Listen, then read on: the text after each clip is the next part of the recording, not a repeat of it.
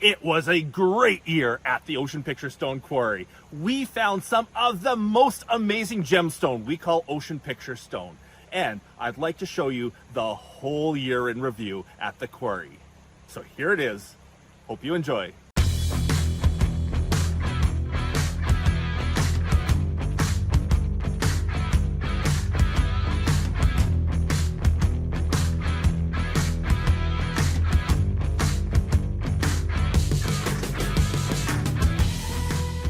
I am back here at my Ocean Picture Stone Quarry for the first trip in this year.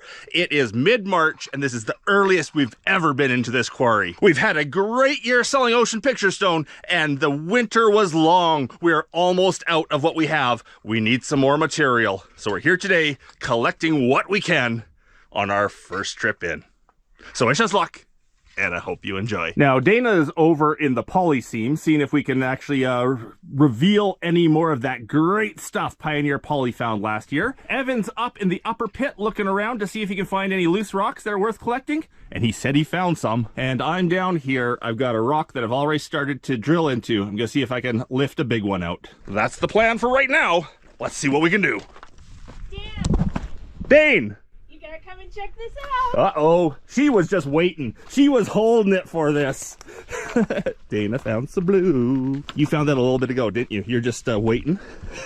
Well, I just uncovered this part. Look. That's the stuff. That is the blue. It's kind of in a clay, in a absolutely yellow clay here. This stuff has been making the best cabs for pendants. Just beautiful pendants coming out of this seam here. The problem is the overburden here. There's a lot of overburden. You got some digging to do. Yes. I'm not below you this time. Yeah. You can throw things down. Okay. Nicely done, Dane. Right there too, Dan. Do you think? That could be some of that really nice cloud material that sold so well at the show. Yeah. I think it came from up here somewhere. Anyhow, let's go back to see what I was working on. Scale my way across without falling. Now I've already started drilling a hole. There's a crack, a natural crack down here, so I think if I can throw a feather and wedge in there, feather and wedge, just a simple little lapidary tool, quarrying tool actually, for separating rocks. Throw it in there, tap it in, it should lift that rock free. Don't know how good it is. We won't know until we cut it.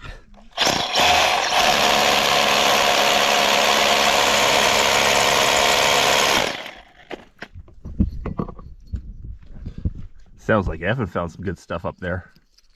I'll go have a look at it as soon as I get this rock off. I think one will do it. Did I bring a hammer? Oh, I did. That was smart. You can see the crack getting bigger and bigger as I tap it in. The trick is get it big enough that you hear a bit of a pop and it frees right up.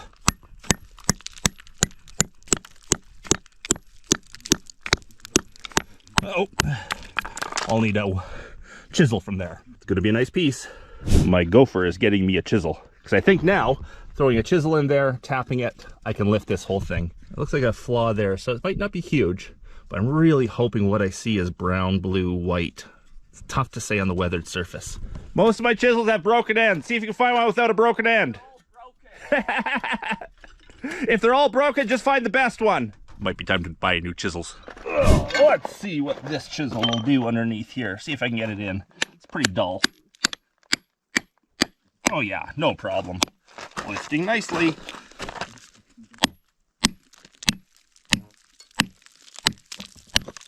Boom.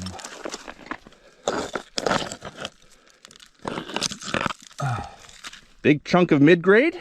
That's all mid-grade Ocean Picture Stone. It can go in.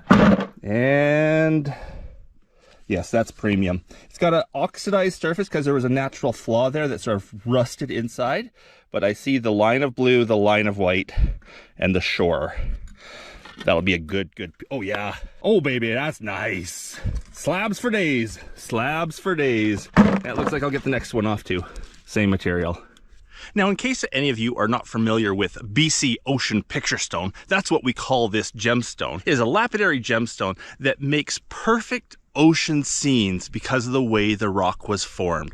A freak of nature only found in one place in the entire world that we know of, and that's this spot right here. It's made with chalcedony, both white and blue. The blue is stained with 4 different metals in there, and listwinite, which is an altered serpentine. And in the combinations that they make these beautiful scenes we call BC Ocean Picture Stone. Okay, so the chisel down underneath this next one should lift it nicely. Anyway, oh, don't forget my feather and wedge. I lose so many of these because I forget them. Just a little spot right there. Chisel will go in nicely. Let's do this.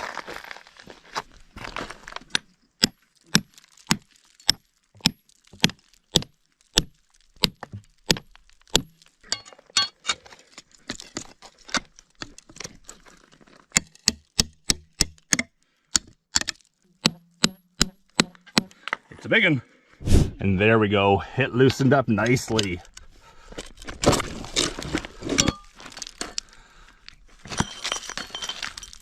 Premium material. Oop. Nice premium material. So we have a great chunk up front here. Great material going back, but it tapers off. We get a whole lot of host. I'm going to toss that down to the bottom of the pit. Hopefully this end breaks off when it lands. Yeah. Nope, we'll have to break it off manually. I knocked Evan's rock back in the water though. I knocked your rock back in the water. You suck. You found some good rock up top? Yeah. Want to show me? Sure. We have been warned it's tick season out here, if you're wondering about Evan's fashionable socks. I left some nice pieces. Oh, look at that. Beautiful. Oh, got some nice stuff there, Evan. Oh, look at the pendant. That is amazing. I have a piece of this in the show material that I didn't know where it came from, but you know, from the calcite seam on top in the blue. That's great stuff, Ev. You have $400 worth of material right there. And there's more. Let's go. One of the pieces right here. Just one of the lower claws. Yeah, that's good stuff. This is where Bryson and Sarah were working, through here. So there's a lot of mid-grade material right there, but there's also a bit of high-grade stuff around. Our corner. Let's go. Oh, I see it. Yes, I see it. This is good. Yes, it's still in situ. So this vein here obviously pushes back in at that point. There's a bit more of it right there.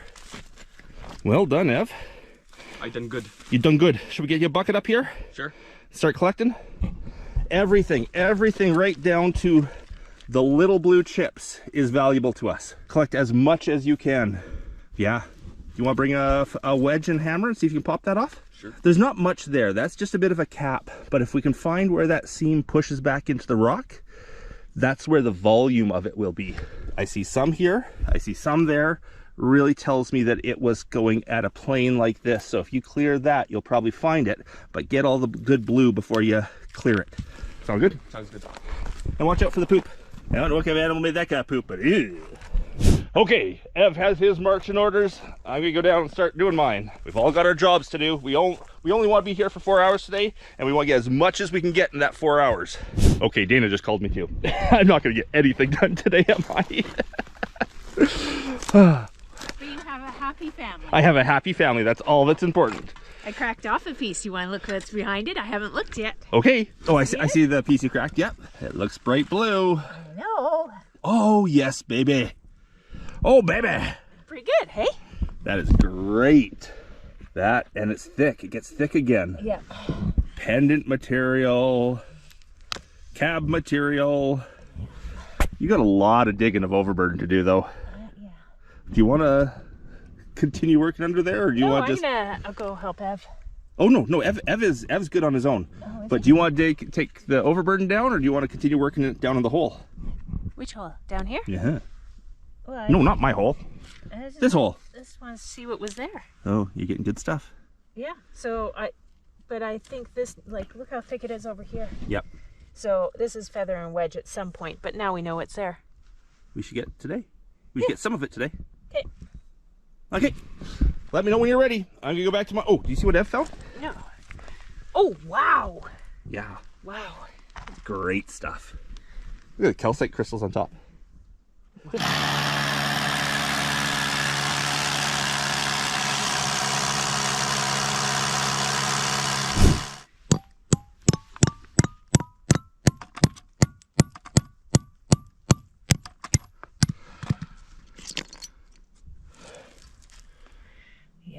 Not quite. Not quite. Not quite. It's bluer back there. Yeah.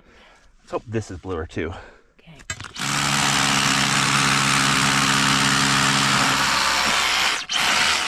Feather and wedge won't work there. It was too soft. It's too soft, yeah.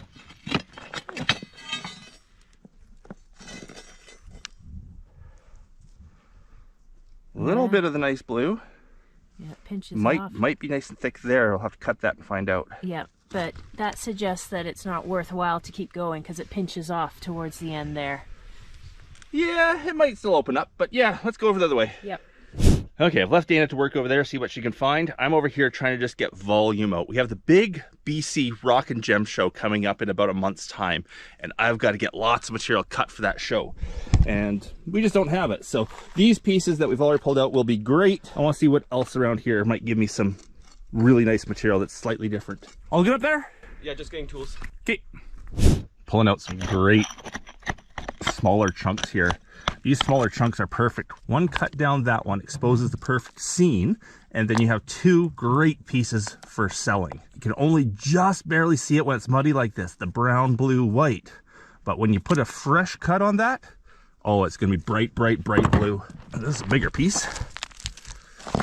Oh yeah, slabs for days. Oh, beautiful. My bucket's gonna be full real fast. This is the one that I'm hoping to get right there. Full for the feather and wedge. Feather and wedges give a huge amount of force, sideways force, when you drive them in. And that's why we use them over just a chisel, because the amount of force to make the initial break is just frickin' massive. And once the initial break is done, then chisels can do their job, no problem.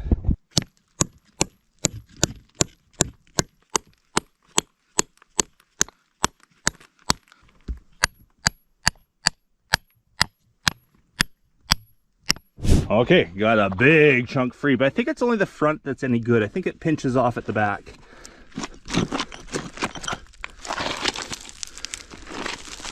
Oh no, back is still an inch thick, and that's still perfect material. There's at least $1,000 worth of ocean picture stone in that rock. It's nice and thick right there, thick right there, thick there, only about an inch thick on the back side. That is a really good rock. There's a lot of material in there, at least $1,000 worth. And here's the corner broken off. Shows you the great pattern inside there. Beach at the bottom, lots of swirling water over rocks in a river. See how thick it is? That came out of right there. Lots of material still. This will be every bit as good. This piece here, can't see because of the mud, but it's the same stuff.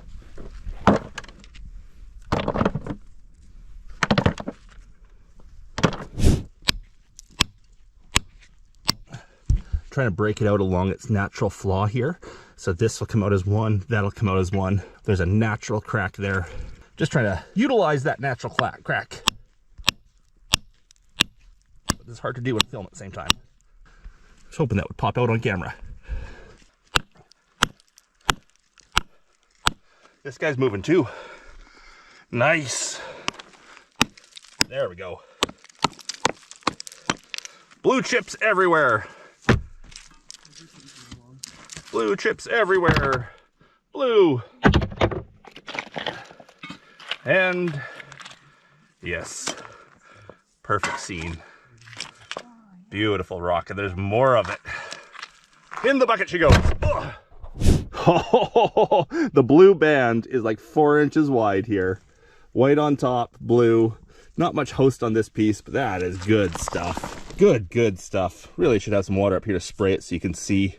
Real nice banding at the top. Don't worry, I'll leave you lots of pictures of this stuff cut open at the end of the video. And it goes down with the rest of the pile of big rocks, and hopefully not in the water. Oh, in the water. I'll remember to get it. Love harvesting this stuff. I do have to remember to bring myself a squirt bottle for these videos though, because this right here would just be the most vibrant blue if it was wet. But because it's got that powdery, you know, fresh break on it, only looks like a bit of a baby blue, but oh, that would be vibrant. Bleeding again. I had a peek. It's good. Let's have a look. Whew. Beauty. Absolute beauty.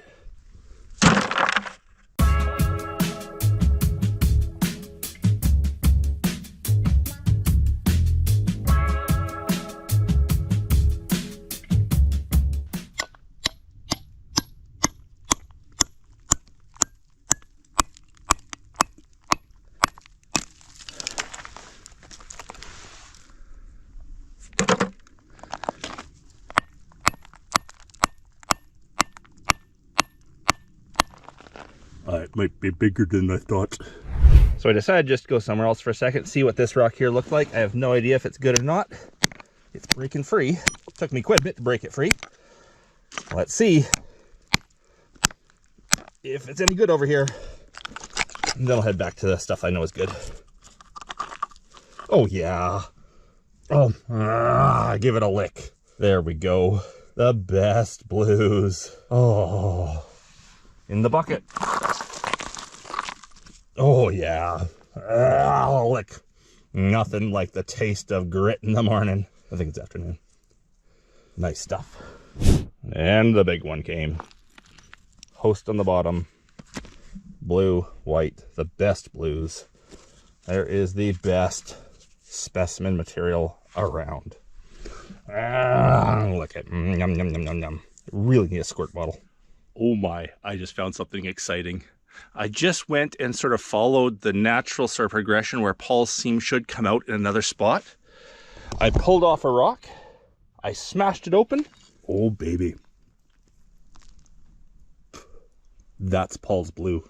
That there is the best cab material. Wow. It's in a really rusted host, so you'd have to stabilize the host if you were making cabs out of that, but that's no problem. That's easily done. Easily done. Look at that. Let's look at it again. Oh yeah. Oh, that is yummy. I like it. And when I get down deeper into the seam, this host material will solidify. It's only rusted like that because it's up on the surface. Get down in deeper. It'll get harder, and then, oh yeah, baby. And that came out of that hole right there. I bet you the rock beside it is the same.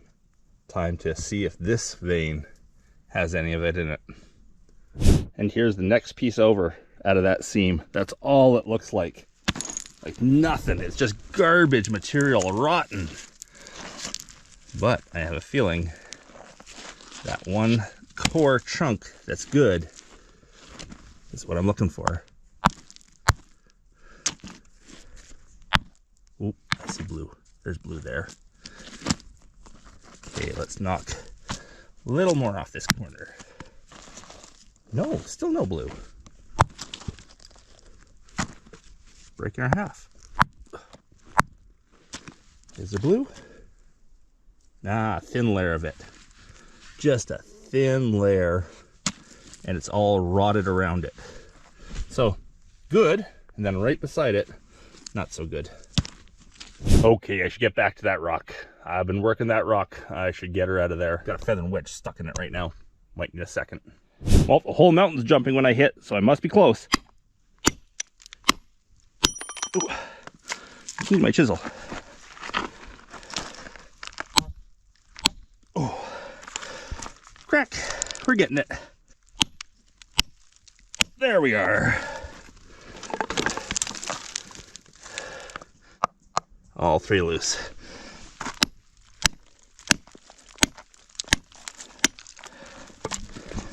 And a good blue chip. Let's have a look at this one first. Oh, maybe not. Come on. There we go. Oh yeah, premium material for days.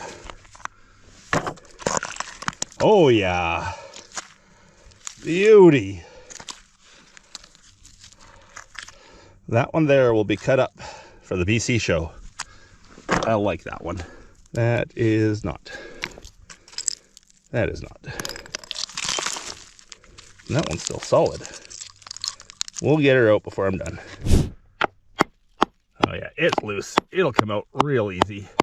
Let's see if I can get it without breaking too much.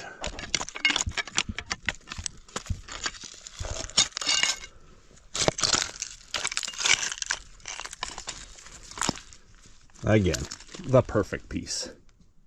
The perfect piece. Just put a feather and wedge in a rock here, try to break a crack open. It didn't crack the way I hoped. But what I found was some slivers coming off of a material I've been looking for again. I got a bunch of this a while back and I didn't know where it came from. Now I know. I like this stuff. Beautiful.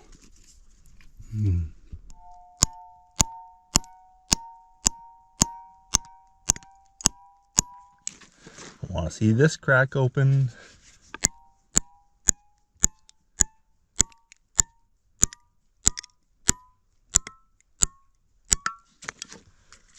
I didn't drill this one deep enough. The rock broke all around it, so that's bottomed, unfortunately. It'll come right out now. I can drill it deeper.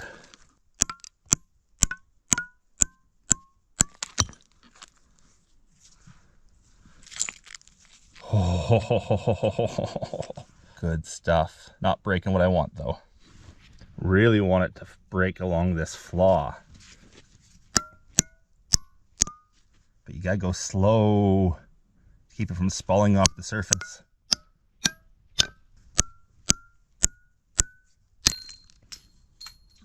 Oops, that broke out. I think it's opening.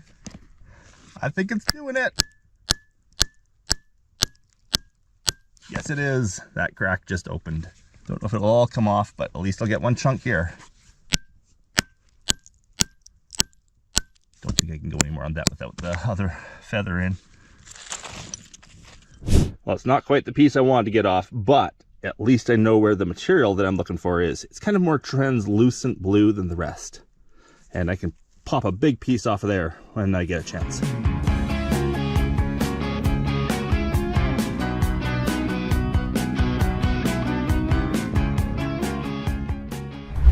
Okay, the mama said it's time for us to go.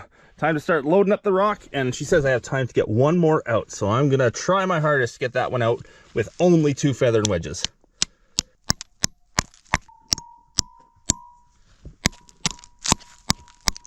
That's a little hard to swing down there.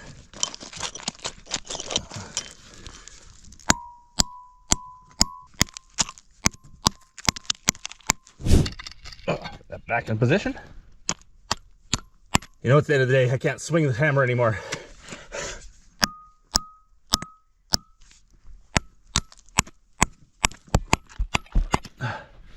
Oh, here, a camera woman. I came over to swing a hammer. Very awkward. I think you're gonna need another feather and wedge. I told myself I could do it with 2. Okay. I can do it! This is not the way to swing a hammer. Oh boy. Wait! I just heard a pop. Oh look, chip. Here we go. And it's free.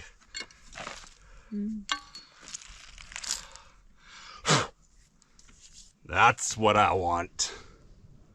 Ah! Beautiful material. Gray host, really translucent blue, white on the top. For the last rock of the day, that's a pretty nice one. But that's only my last rock. Apparently, Evan has a pile up top. Let's go have a look. Okay, let's see what Evan found for the day. He found a untied shoelace. 2 untied shoelaces. Whoa, I see a bucket. Oh, your seam got big, Evan. Big. That is a beautiful blue. Is this all seam material? All of it. Wow, that is amazing stuff. And there's still another bucket down there. Well done. Another bucket. Oh, go see the seam. Excuse me while I fall. Bucket of stone. Wow, that whole plateau is the seam? Yeah. Nicely done. That whole bottom plateau is the main seam, and we couldn't get it off. This here. Yeah. This here, yeah. We can bring the big jackhammer up here next time and just go underneath it and just peel that right off. There's like 2 buckets full right there. Beautiful stuff. Well done, sir. I done good. You done good. All right, now to take this material home, throw it in the saw, cut it, and show you some pictures of what this material looks like cut up. Okay, let's get some of this cut.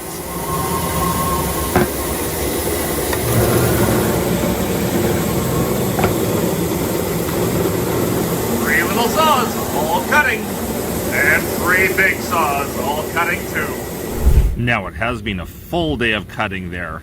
Here's a bit of a snippet of what we have going on in the cutting shop.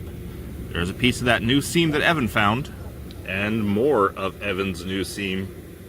Here's a couple of slabs from up where I was working. That's some of that nice stuff I was getting up from the hillside there. Beautiful 3-color, white, blue, red. Not sure where this one came from, but look at the sky in this piece. Oh, it's hard to, a little too much sun on it out here. Beautiful skies. Great blues, great reds, beautiful sky. Now where Evan's seam went big and thick, we got a piece that cut up beautifully. Beautiful blues. And that big piece that I said I would for surely cut and show you, here it is. Those are some wild waters in that piece. Even a green rock on the shore. Beautiful scenes. Great color. Great figure. Wild beach scene. And this one just has it all. It looks like you're looking out over the ocean. Storm clouds over the ocean. A sunset in the background. Almost like someone painted a picture. Mother Nature makes the best artist. Now, most of these pieces are going to be going to the big Rock and Gem show here in BC in about a month's time in Chilliwack. And now I will have some of them up on the website, but I'm going to be taking a lot of this new material to the big show. I think this one will be going up onto the website though. Check the website, www.danhurdprospecting.com, in the shop if you want any of this material. I still have a couple coming off the saws that I want to show you. But cutting rock is a long, slow process. And there's a big one on the big saw that you've got to see. But that takes almost an hour to cut. So, I'll get it for you. The one coming off the big saw is going to look something similar to this. This came off the other end of it. Beautiful skies. The sun is heading behind the mountains. I'm going to lose sunlight here in a moment. Hopefully that big saw is done before I lose the sunlight. Here's a piece of that Evans seam before it gets cut. Look how bright blue that is. Just amazing. But I'm losing sunlight here. Losing sunlight fast. Sounds like it's done. It's gonna be dirty in here. This saw really needs to be cleaned out. Ugh. So, the bottom post fell off, but that's okay because that's the piece I want right there. Let's get that cleaned out in the sunshine, show you what it looks like. I had to go searching for sunshine. The backyard still has some. And beautiful violets too. Spring is here. That is frickin' amazing. Look at the clouds in the sky over the ocean. And dendrites too.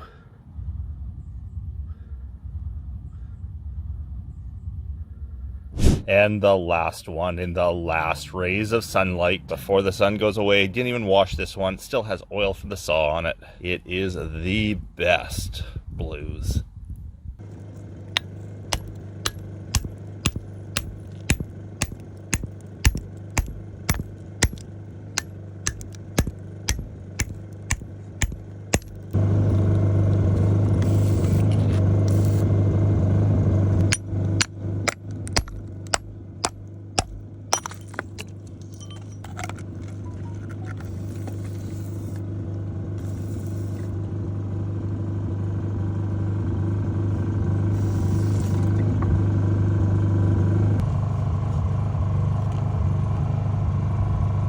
We find a very interesting phenomenon working these markets.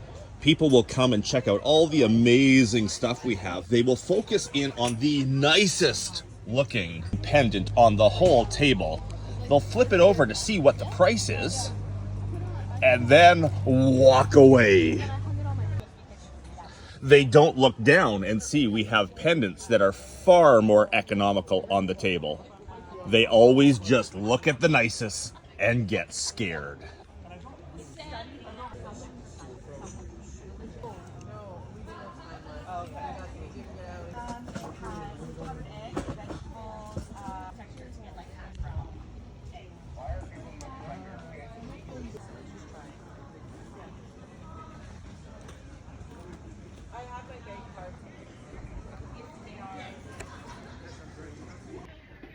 And different layouts of the display doesn't seem to make a difference.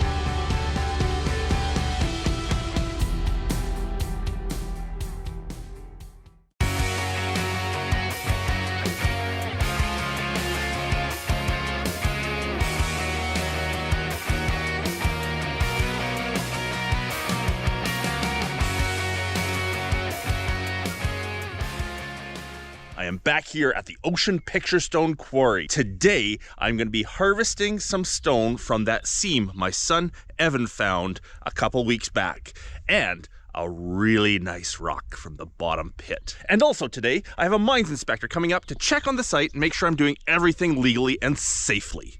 So that's the plan for today. So my first job is here in the upper pit. My son Evan last week, couple weeks ago, cleared off this whole area and said, "Hey Dad, I found the seam, a huge seam." And yes, it is a great big thick vein of blue. Covers this whole area all the way over to the generator. So he chipped off what he could by hand, but then it got really solid. So today I've got the jackhammer down here. We're gonna peel it off and collect all of that material. That's some good stuff. I also see a bit of an upper vein there. I might break some of that off and see what it looks like too. Oh, there we go.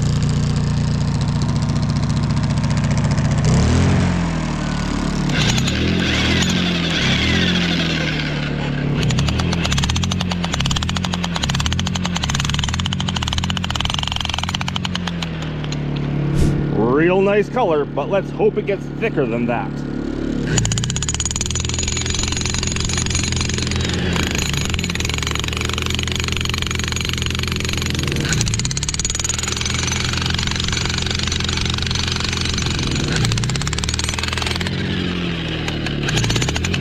Okay, it looks like feather and wedges are going to be needed. The jackhammer doesn't have enough pressure, enough power to do that.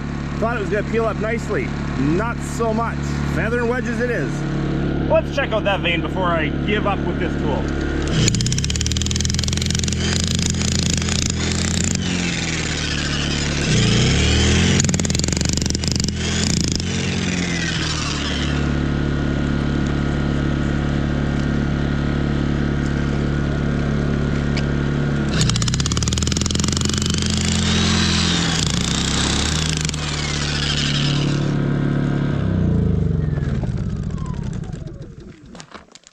Well, got some big chunks out of up there. Oh yeah, that's a nice big one. So check this out. That's a nice, it's an inch there, it's 2 inches there, almost 3 inches there. Nice layer of blue with inclusions in it, I can see. Very dirty right now. When it's cut, it'll look amazing. A little bit of host on the bottom. This one here, 2 to 3 inches thick. A little bit of host, mostly blue. This stuff will be just that beautiful water blue. So obviously up top, there's a bigger seam. This bottom seam is a little more solid than I was expecting. I'm taking it really slow and easy today. I'm not sure if I've got a cold, a chest cold, or if I got some, infection in my lung or what's going on. I have a chest pain. It does not feel like a heart pain. Believe me, I know what heart pain feels like. But my chest, my lungs, so when I take a deep breath, it hurts. So I'm taking it very slow and easy today. If I don't get any material, I'm okay with that, although I've already got material. The primary reason for me being up here today is actually that inspector coming. But since I'm here, I don't want to waste the trip. I want to get some stone, but I gotta take it easy. Just tried another angle on the vein. It looks like I'm getting somewhere. It actually wedged in and I see a crack forming. I might actually be able to peel off some this way.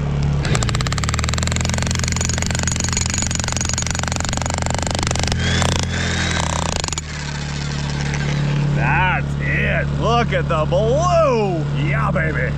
That did it, and I see the most amazing blue in there. Now, don't worry that I'm breaking it up here. Most everything we make out of this stone is smaller carvings, jewelry, cabochons, stuff that small pieces work really well for. And our biggest selling product actually is chip bags, where we take small chips of this stuff like that, put a pound together in a bag, and that's our best selling product. So we don't mind if we actually break up some of this material. Yes, there's situations we want big chunks, but typically most of the stuff here is great in smaller pieces.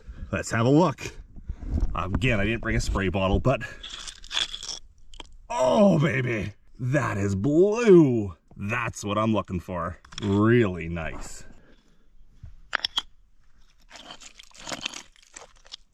Thick. There's a good 1.5 inches thick blue on top of that host. Beautiful pieces. That's what I wanted to happen right there. Wow. Lots of chips for the chip bags too.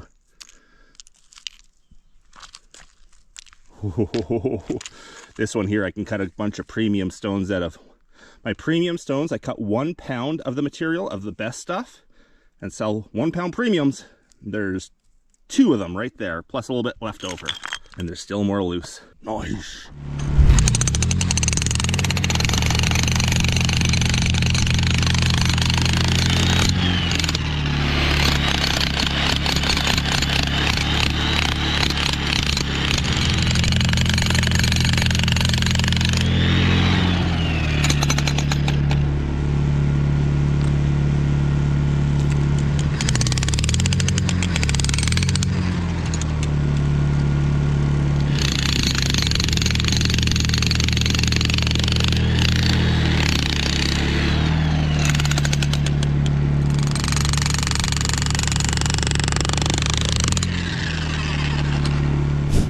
Okay, I'm getting winded here, so I better take a breath, take a breather.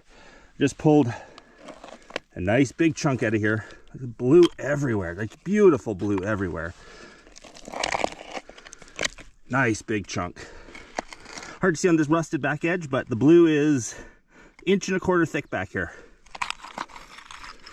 Whew. That chunk should go pretty easily too. Taking a breather though. Oh, here comes the sunshine.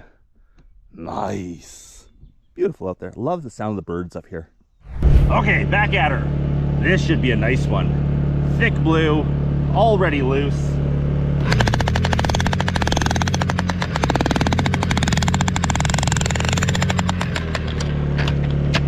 Big piece. So it's kind of hard getting that piece out of there. It's big, it goes back into the mountain a ways. So I'm gonna make myself some room by carrying this up to the truck, and that'll also give me a little bit of a breather before I try lifting the big rock. Yes, a breather, carrying rocks. Yep. Well, with the help of a shovel, I got it free. Really nice blue corner here, but I'm really worried I might not have blue back on it. That it might only be the front edge. Ouch! There goes the jackhammer. Oh no, there's blue at the back edge too. No, that's not blue, that's that green. Okay, so it's only blue at the front. Nice big rock, and I only get a little bit of blue out of it. So that did expose that the main vein here, as it dips down in behind, pinches off a lot. That's only about 1/4 inch thick right there. Maybe a 1/2 inch thick there. It pinches off a lot, and it's down a little bit, so it's probably pinching off into this rock somehow. I'm not quite sure. Not quite what I was hoping. Let's move out to the other side and see what I find. Interesting rock on the other side. It's like 1 inch thick, 3/4, 1/2 inch, 1.5 inches. But it tapers down to almost nothing on the back side of it. So it tapers off, it pinches off. Still worth taking, absolutely. There's 100 cabs in that. One problem with this upper pit here is there's very little good material, and when you do find something that's good, it pinches off right away. It's kind of why I like the lower pit. There's always good volume. Down up here, it's either mid to low grade, or when you find a good spot, it pinches off right away. And just as the next section broke free, out of fuel. That's okay, I got more in the truck. But I think I broke the next section free. All I have to do is lift up on the jackhammer and it'll come. So every time I do a video up here showing me breaking this rock free, I get people saying, Dan, you should, I don't like those 2 words, you should.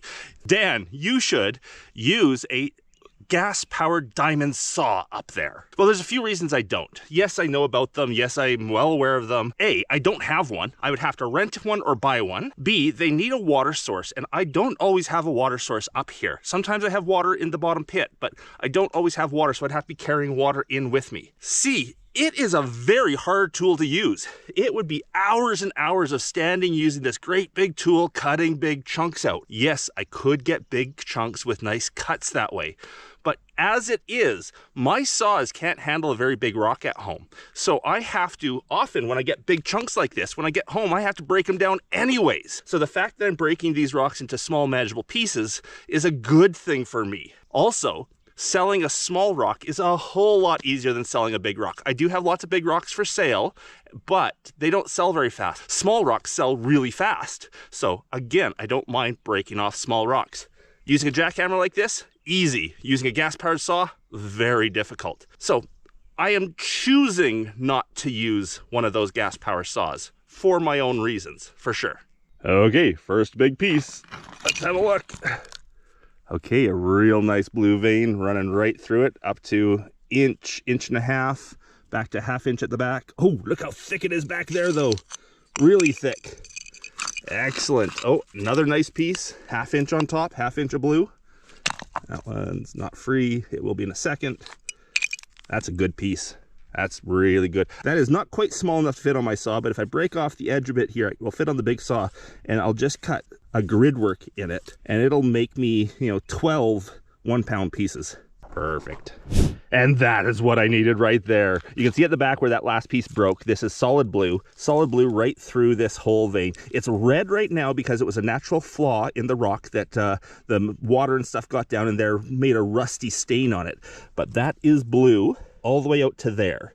So that angle back, we go from 3 up to 1.5 inches, and this is a big chunk. It'll fit in my saw. It's narrow enough, it'll fit in my saw. That is a good chunk. Let's see if I can lift it out. Ugh. Oh, blue. Great blue. Wow. I'm on the blue. I'm on the blue. How much time do I have? Where's my phone? Uh-oh, I only have ½ an hour. I gotta go meet the inspector back at the gate. It's a locked gate and he doesn't have a key, so I gotta go back and let him in. Ooh, better get going. What started out not being a great haul has turned into an awesome haul of the best material. Well, it's time to go get the inspector. I'm gonna have to leave this. This is great. Like 4 inches thick there, 2 inches thick there, the best blues, and it keeps going. Now, I'm gonna have to leave this, but as always, my videos are about a month away. I shoot this and it won't release for about a month. I'll be back here next week to continue working this vein. I do make sure that when I show something really good is left in place, I go and clean it before the video releases. Yes, I've got cameras all the way around, there's gates all the way around, there's ranchers with shotguns all the way around, but I think it's also smart to make sure that I'm not leaving easy pickings for any claim jumpers. So that there will be in my truck, will be gone by the time this video releases, even though I have to leave it today. And I think I'll get Evan up here to collect up all the chips for our chip bags. Like, those are amazing pieces. Still work to do here, but I gotta go get the inspector. So as I said earlier, the mines inspector, I had to go back and get the mines inspector from the gate down there, let him in. He is here now, checking out the whole site and writing up his report on the site. So far, things are going well, I think. Well, I forgot to film getting that guy out, but what a rock. That one there, definitely premium material. We'll cut that down into 1-pound pieces. That is nice. Maybe I'll get the next one on camera. And that rock came from right there. I think I can probably get that one off today too. I was only expecting 1 rock, but I got a bit of time. Let's see if we can get 2. Okay, so to extract this rock here, I see a crack here going down, so I'm not sure if this front rock is separate. Put a feather and wedge in here. I'm gonna see what it breaks. Ideally, a flaw going back underneath this will just have this coming as one in no time. But what it might do is might break off this front rock, which will freeze up the back rock, and I'll probably need another feather and wedge. Let's see what happens. And yes, as people have mentioned to me, on tools where you hammer like this, make sure that you dress the end every once in a while, because as they mushroom over, they can get dangerous. As you hit them, pieces can spall off and hurt you. They shoot like bullets. This one is in really good shape. I don't have to worry about it. Oof, missed. Let me put down the camera for a second. I hear a crack propagating. There's a crack forming somewhere. Looks like it is freeing up this front rock, which is a good thing. That's a good thing. Sound of it sounds like it's free to a degree.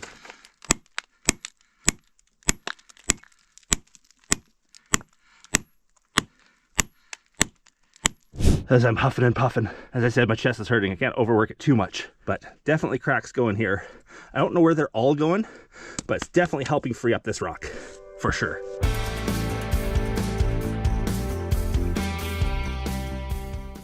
So this rock is fighting me. I've been working at it, it's not coming. But Craig, the mines inspector, just came down and joined us here. Say hi, Craig. Hi everybody, how you doing, Dan? Really good. So Craig, what is it that you do? Well, so, I think you introduced me as an inspector of mines, which I am, but I also am one of a couple mineral titles inspector, also known as gold commissioners that run around the province, basically checking all the placer claims and mineral claims, auditing work reports, making sure people are trying to follow the rules the best they can. Info update 38 there. We're the ones that are finding people that are mining without permits because we're getting into the back 40 where the rest of the prospectors are. And so that's one of the main focuses is running around the province, auditing work reports, making sure people are doing the work they say they're doing, reclaiming what they should be reclaiming, and you get credit for that in your work report. So by all means, and if you clean up a site that's predating you, we'll even give you credit for that because we want to see things cleaned up and we can put that in as reclamation. But that doesn't mean that you make a mess and then hey, I cleaned up my mess and now I get credit for it. No, it's pre-existing stuff that potentially has something to do with mining that we can work to get that towards reclamation. Perfect. Another way that miners are out there trying to make a better name for themselves is by cleaning up these old mine sites that back 100 years ago were just left a mess. When we clean them up, these guys like what we're doing and give us credit for it, for keeping our claims in good standing order. Absolutely. Thanks, Dan. Appreciate it. You're welcome. Okay, here we go. I see the flaw now. The flaw is down here. That's where the feather and wedge went in. And I see the flaw, so it is separated off. There's gonna be a big chunk coming out. I'm probably gonna break it into multiple pieces so I can handle it. If I try to take that whole piece as one right now, I wouldn't be able to lift it. So we're gonna break it into a couple pieces. That also helps me when I get home because that way it fits into my saw nicely too. We're hearing the cracks of forming. And if you have a look right now, we see the crack coming out there, the crack going there, and it will go out to the edge. So we're getting a nice piece. Way bigger than I said I was going to. Gotta give it time and make sure that the cracks propagate nicely.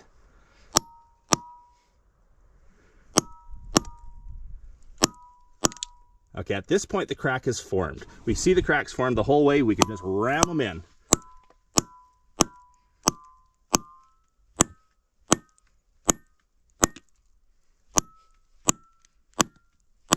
It'll end up moving this whole side away here because it's going to push out, but these are loose already. So it'll push right into that spot over there.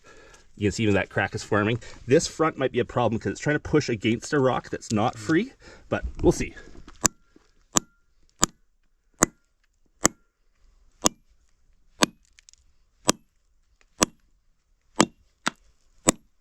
I think we're there. I think the big pry bar now will lift that as a whole. So it's being very stubborn. I decided to put one more feather and wedge here, break this rock off, because it just does not want to move forward through this rock.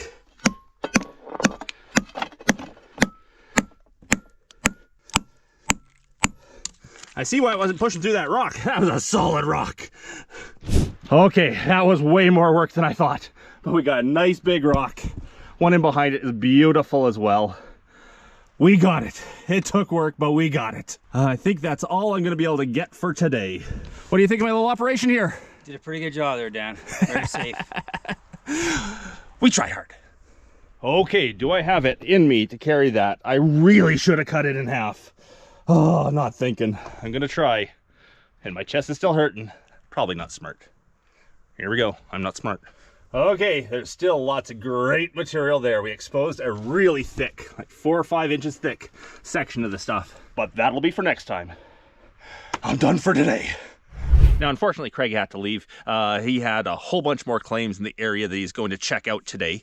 And I guess he's here for about a week in the local area, checking on all the claims around here, doing reports of people's work and making sure that people are on their own claims, all the things that a titles inspector does. He checks on the claims. He's not a mining, well, he is a mining inspector, but he's not like a permit inspector. He's not checking on permits. He's not checking on health and safety. He's checking on people's work on their claims, making sure they're on the right spot and doing what they're supposed to. There's 3 different, I think there's 3 different types of inspectors, and he's a titles inspector.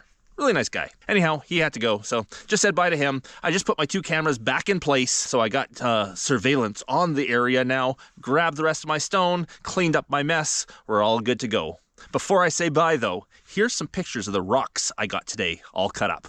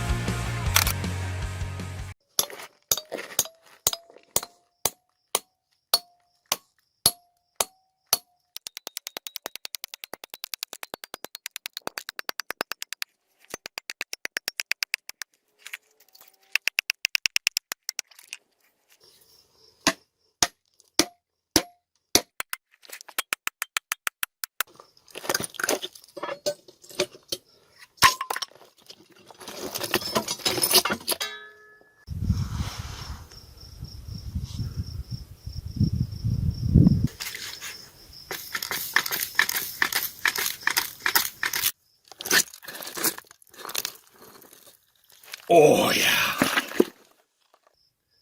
What a beautiful piece of stone.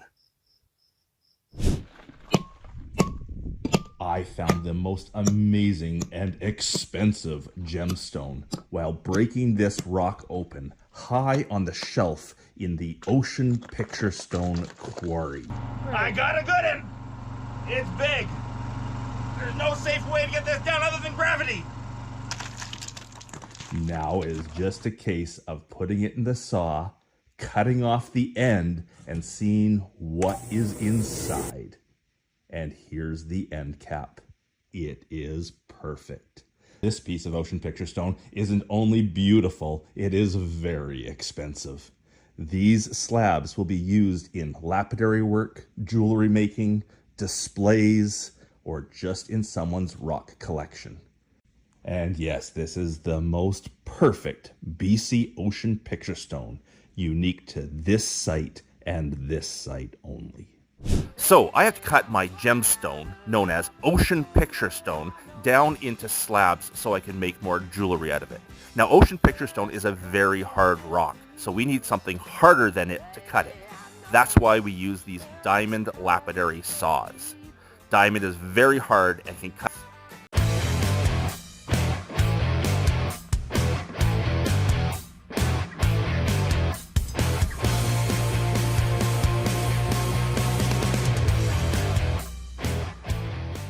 I am back here at the Ocean Picture Stone Quarry. It's a bit of a cold, blustery day. I'm here today to get some more stone, but also I'm meeting my claim neighbor up here today. We're going to establish some boundaries, make sure that we know where our borders are, and talk a little bit about cooperation up this way. So, wish me luck, and I hope you enjoy. The cows are out in the field today. It has been raining a lot lately, so that does mean that the pit is full of water. Means I'm not going to be going after the good stuff on the bottom today. Going to find some good stuff up high and dry to deal with. Don't exactly know which rock I'm going to go for today. I do want to pull this one off really soon here. Is that a today job? Kind of need my friends to help lift that one. I think today I'm going to just take the shovel, clear this out, and see what kind of premium material can be split off right there.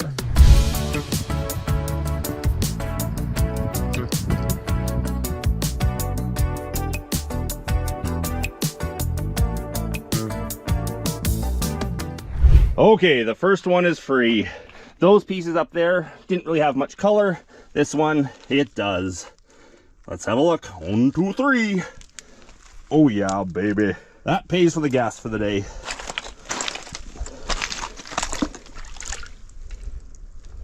Yeah. And a bunch of smaller ones too.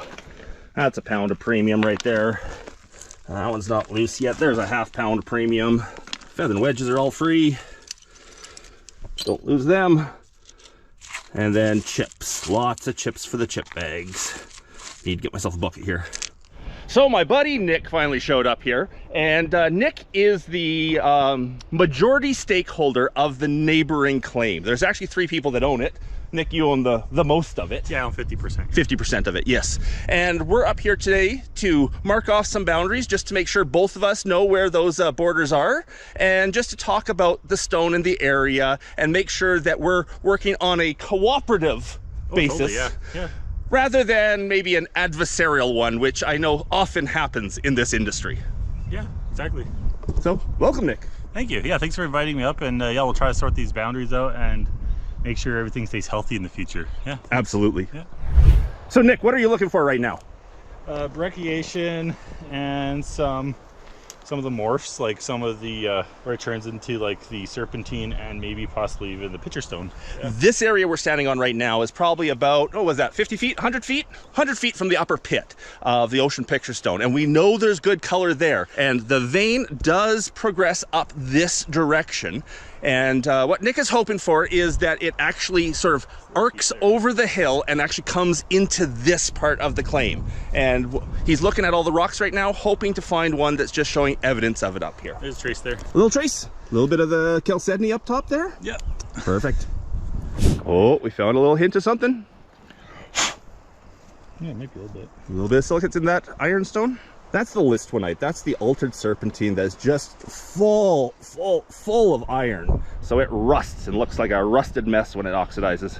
So Nick, you were the first person on this claim here once you guys staked it. Yeah. You found an okay rock while you were up here? Yeah, I found it somewhere over there. It was just over there, and it was just loose from when they were doing the blasting and stuff. But there really isn't anything else over here. It was just a little piece. It was around this size. Yeah, around that size? Like a little 5 pound. And what kind of prospecting did you do on that first trip in here? Well, we dug a couple little holes and just walked around trying to like figure out what was here, what isn't here, if it was worth keeping or letting go and that type of thing. Lots of rocks to look at, lots of the serpentine or listwanite, but unfortunately up this far, so far, not much of the ocean picture stone. Not much now. No.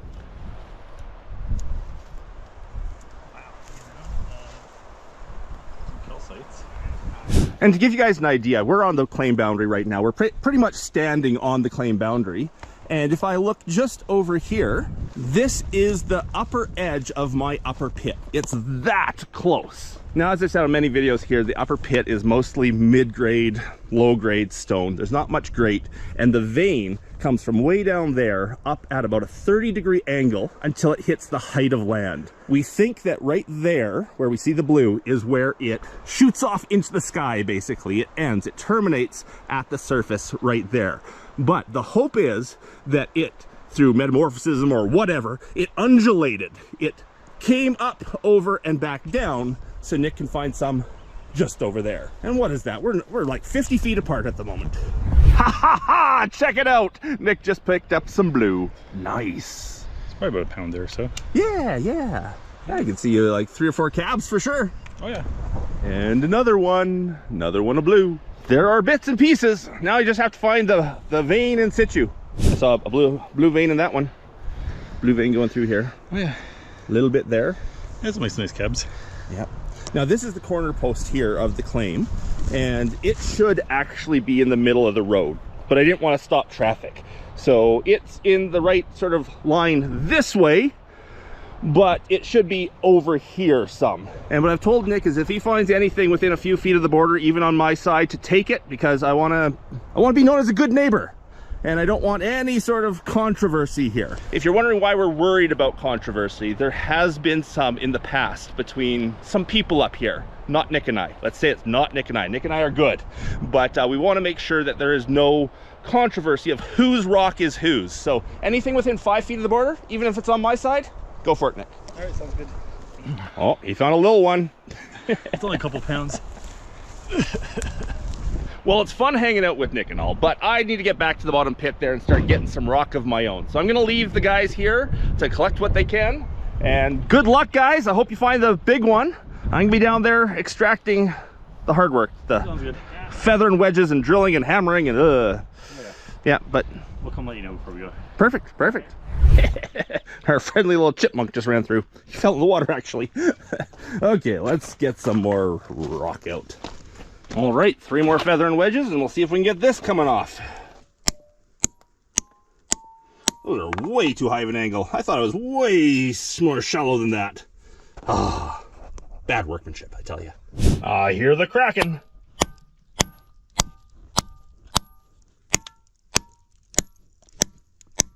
It's a coming. So it looks like I'm gonna get that rock out of there because I see the crack coming right up here. So the first one's free. As this was lifting, this here broke. And we have really blue stuff. Great pendant material right there. Like the red, blue, white. That's exactly what you want for pendants. And then that premium chunk on the bottom. That's beautiful. Really nice small chip. Oh, that rock's free. Oh, that is a pound of premium right there. That's $75 worth of stone. Gotta get a nice cut on it, but that's a nice rock. Oh, there's another nice one. Oh, they just keep coming. I'm on it. Great chips. And let's see if this one will lift. Definitely loose. Definitely loose. I need the pry bar to get it. And she's all up with the pry bar. Crazy great pendant material. Awesome chips. And the one everyone wants to see. What have we got? Only so-so. It is good. It's really good. But it's only It's not amazing. Let's get her out of there. Ouch. So the blue layer at the bottom has gone a little bit pale. Bright blue on the brecciation up top.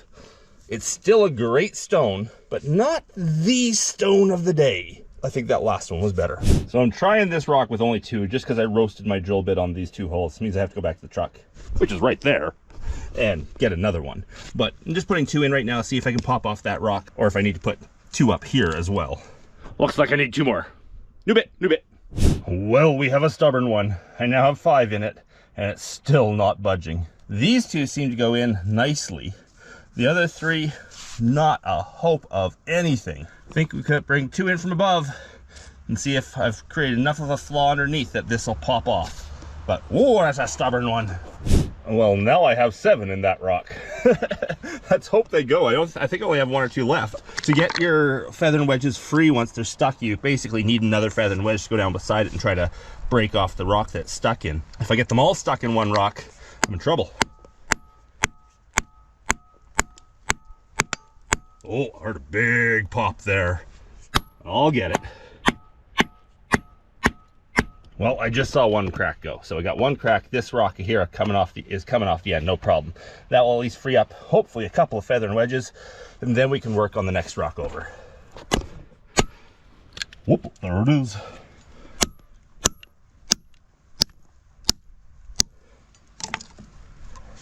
I don't have the small pry bar, I just have the freaking huge one. The little guy. Oh no, she's coming.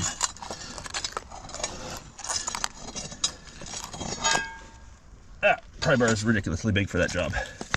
Oh yeah, that's a nice rock. Nice. Well, that bit didn't last long. Roasted another. That was only after 4 holes. Oh well, there's always a cost to making money. Okay, I think the 8th one is gonna do it.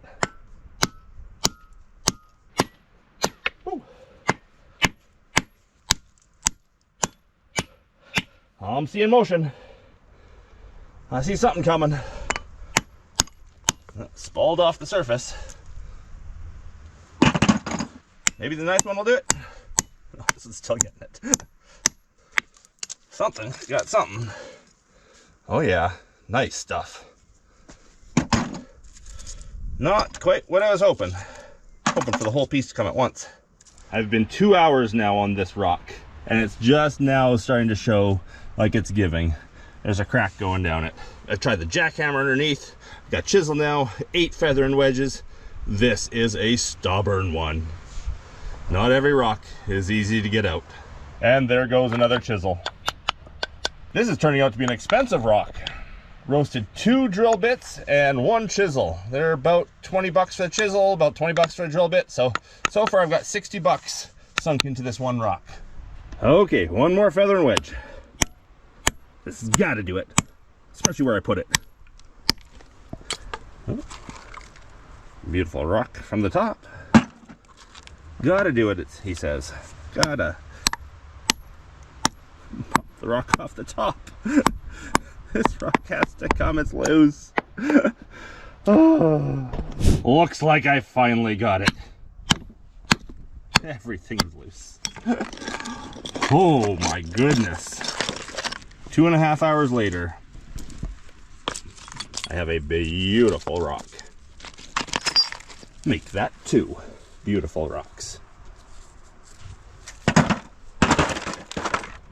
And 1 last really nice butte right out of the corner. I'm tired. I need a little bit of a break and a snack. I think I'm gonna go up top and see how Nick and his brother are doing today. Hopefully they find something good too.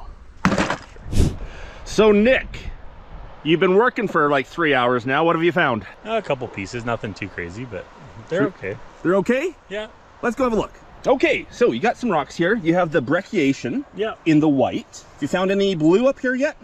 Not very much. Just a couple little chips here and there, but nothing to write home about. Right. I'll make some slabs and stuff. But it'll make some really neat slabs for sure. This stuff, even the worst rock from here has really neat looking slabs. But you definitely got the brecciation in this, so you'll have nice brecciation slabs. Little bit of blue there, maybe a little bit of blue. A little bit there. A little bit there, sure. And that's just a junk rock. Well, I tell you what, Nick, before you go home for the day, come visit me down the pit. We'll get you a good rock. Sounds good. Thank you. The guys are having fun up there for sure. They're really enjoying finding even the smallest speck of blue, which I'm happy for them. Unfortunately, their claim, it just misses the vein. That's too bad. They are gonna come down here once they're done, and we're gonna find them a nice rock that they can take. But for me right now, I've got a great rock right there that I'm gonna see if I can slab off. So this is what I've been prepping all day, trying to get rid of the rocks down below so that I can throw, you know, 8 feather and wedges in the top here, nice deep holes, and see if I can pull off a really good big stone from there. Still have a bit of work. I want to take the chisel down to the bottom here. Ooh, that's a nice chip. And break up anything that's still loose down here that might stop it from moving over like that. But once I get those out, I'm guessing 8 holes will get me a nice piece.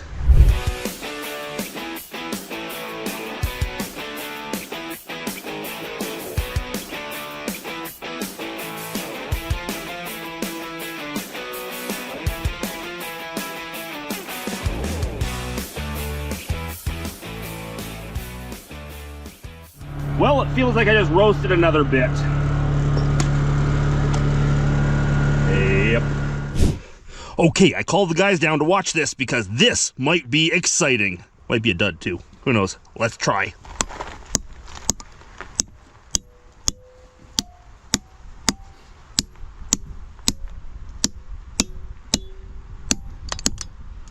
Oh, that was an early crack. That was an early crack. Gotta leave it a little bit between passes so the crack goes straight down through the rock, hopefully. It's really hard on these layered rocks to have the crack go straight through the layers. It wants to spall out, which I would not be surprised if this did.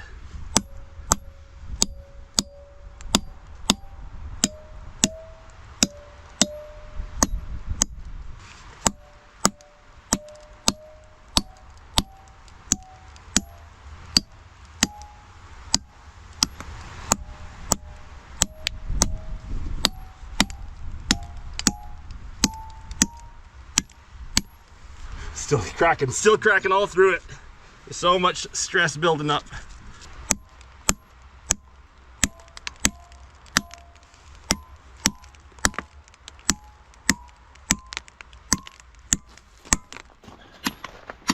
Do you see a crack coming way out front? It's kind of going by the camera. Oh, it might be. Hear it. I expect it to break off over here somewhere, but if it goes all the way, that would be amazing, especially considering I only have the wedges out here. Sounds about here.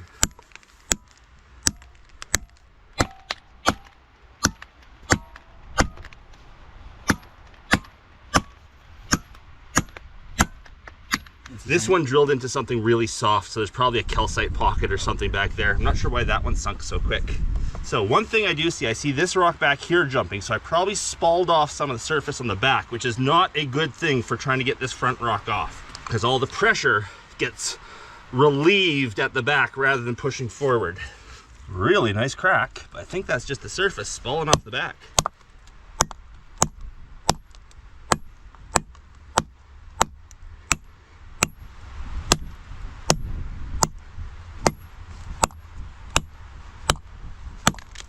Whoop.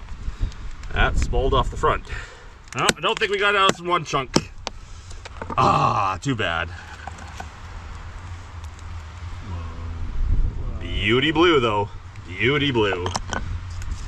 Okay, here's the first big-ish chunk coming. Is it good? Oh yeah. Look at the blue banding. Remember to bring some water down. Look at that. Let's see what's down here. I may have been too aggressive with putting my feather wedges back that far.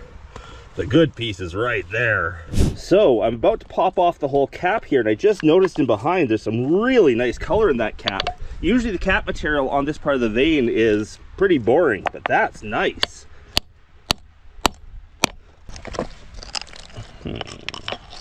Nick, would you mind hitting that for me? Sure. There we go. Okay. That's all mid-grade. Oh, that's mid-grade there.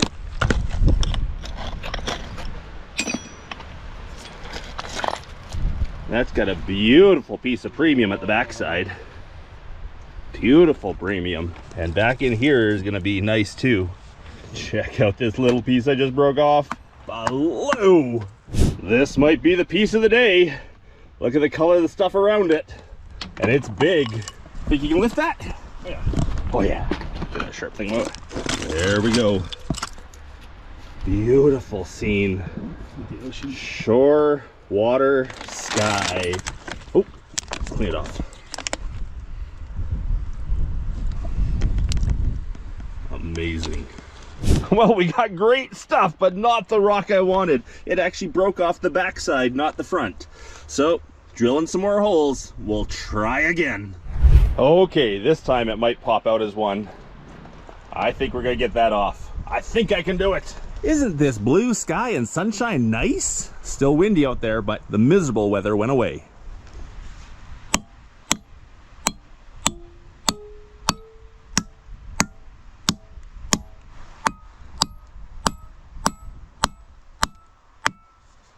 Here cracks are forming. Oh, I heard a big thunk way down deep.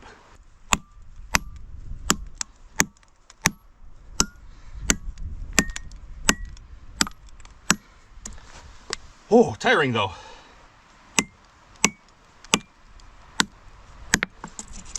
I'm getting the rock as a whole. I can feel it. I can feel it in my bones. I'm tired. I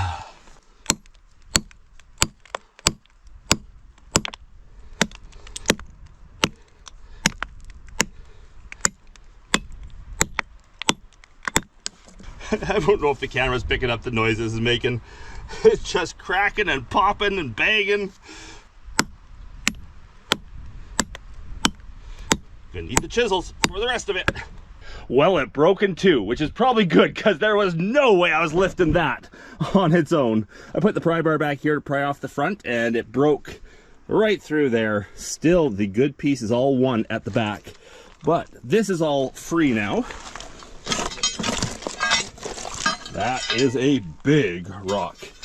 And I got some other stuff free at the same time. Oh, jewelry grade stuff. Oh, blue. Beautiful stuff. Oh, amazing. Just amazing. Oh, here, let's throw some water on that. It's dry, so you can't really see what I'm looking at. Oh, blue. Okay, that can go in. Oh, there's more blue below. Okay, how about this piece? It is big. I can tell. Oh, it's amazing. It's amazing. Oh, beautiful blue band. And then that one, which is free, is the ultra premium best piece ever. Wow. I have no water left. What am I gonna drink? Oh, that next one took a lot of work. It was all free, it was loose, I could wiggle it and everything, but it was wedged between a rock and a hard place. And oh, it did not want to come. It took a lot of chiseling. It just freed up though. I think it's free. Let's see. Yeah, it's free. It'll come out now.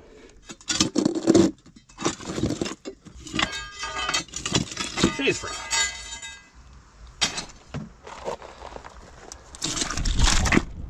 Well, we definitely saved the biggest and best of the day for last. Last because I'm done. I'm tired. Let's go find Nick a good rock.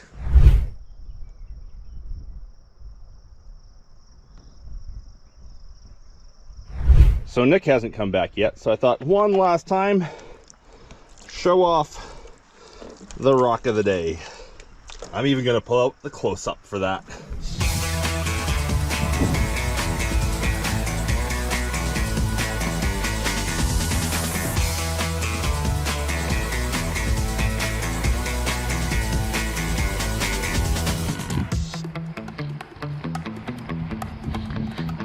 And that's all just this one big rock.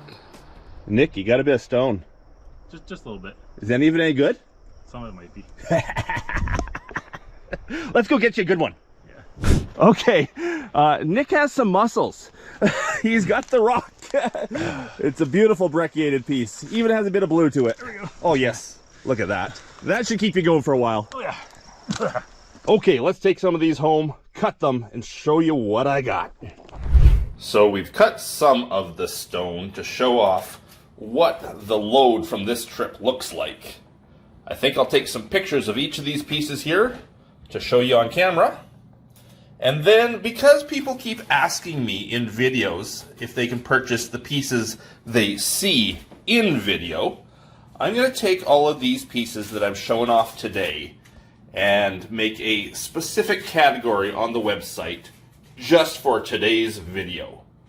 And if anyone wants any of these pieces, they can check out the website, www.danhurdprospecting.com, in the shop.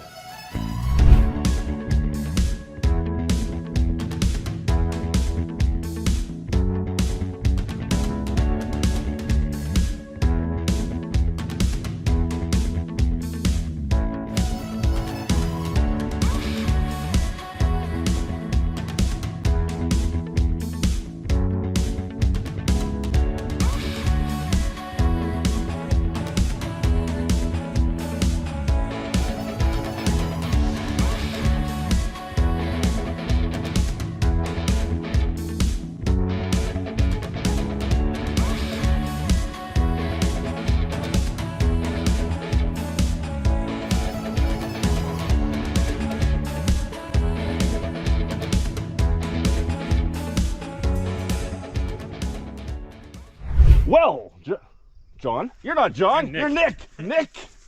John, it was a great day. Thanks for coming up and hanging out with me. No problem. Hope you all enjoyed the video. If you did, please leave me that thumbs up. If I haven't earned your subscription yet, I hope I earned it today. And a big thanks to everyone for watching. Until the next one, bye. Bye.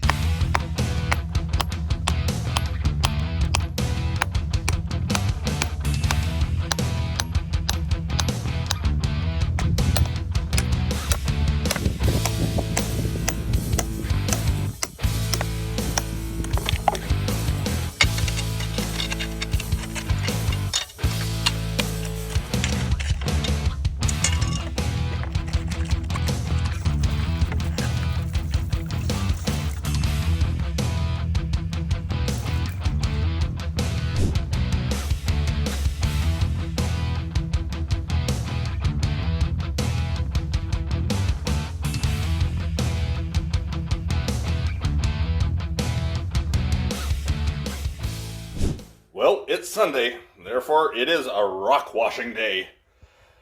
We have a huge pile of stones here we just finished washing. This represents about 70 hours of cutting on the saws, and probably about 3 jugs of cutting oil. Probably about $400 worth of cutting oil actually went into cutting all of these stacks of slabs, these premium stones, specimens, seam rocks, even some jade and some penolite, all sorts of things going on here. We had one heck of a time cutting, and we have a whole huge pile of ocean picture stone and other amazing rock.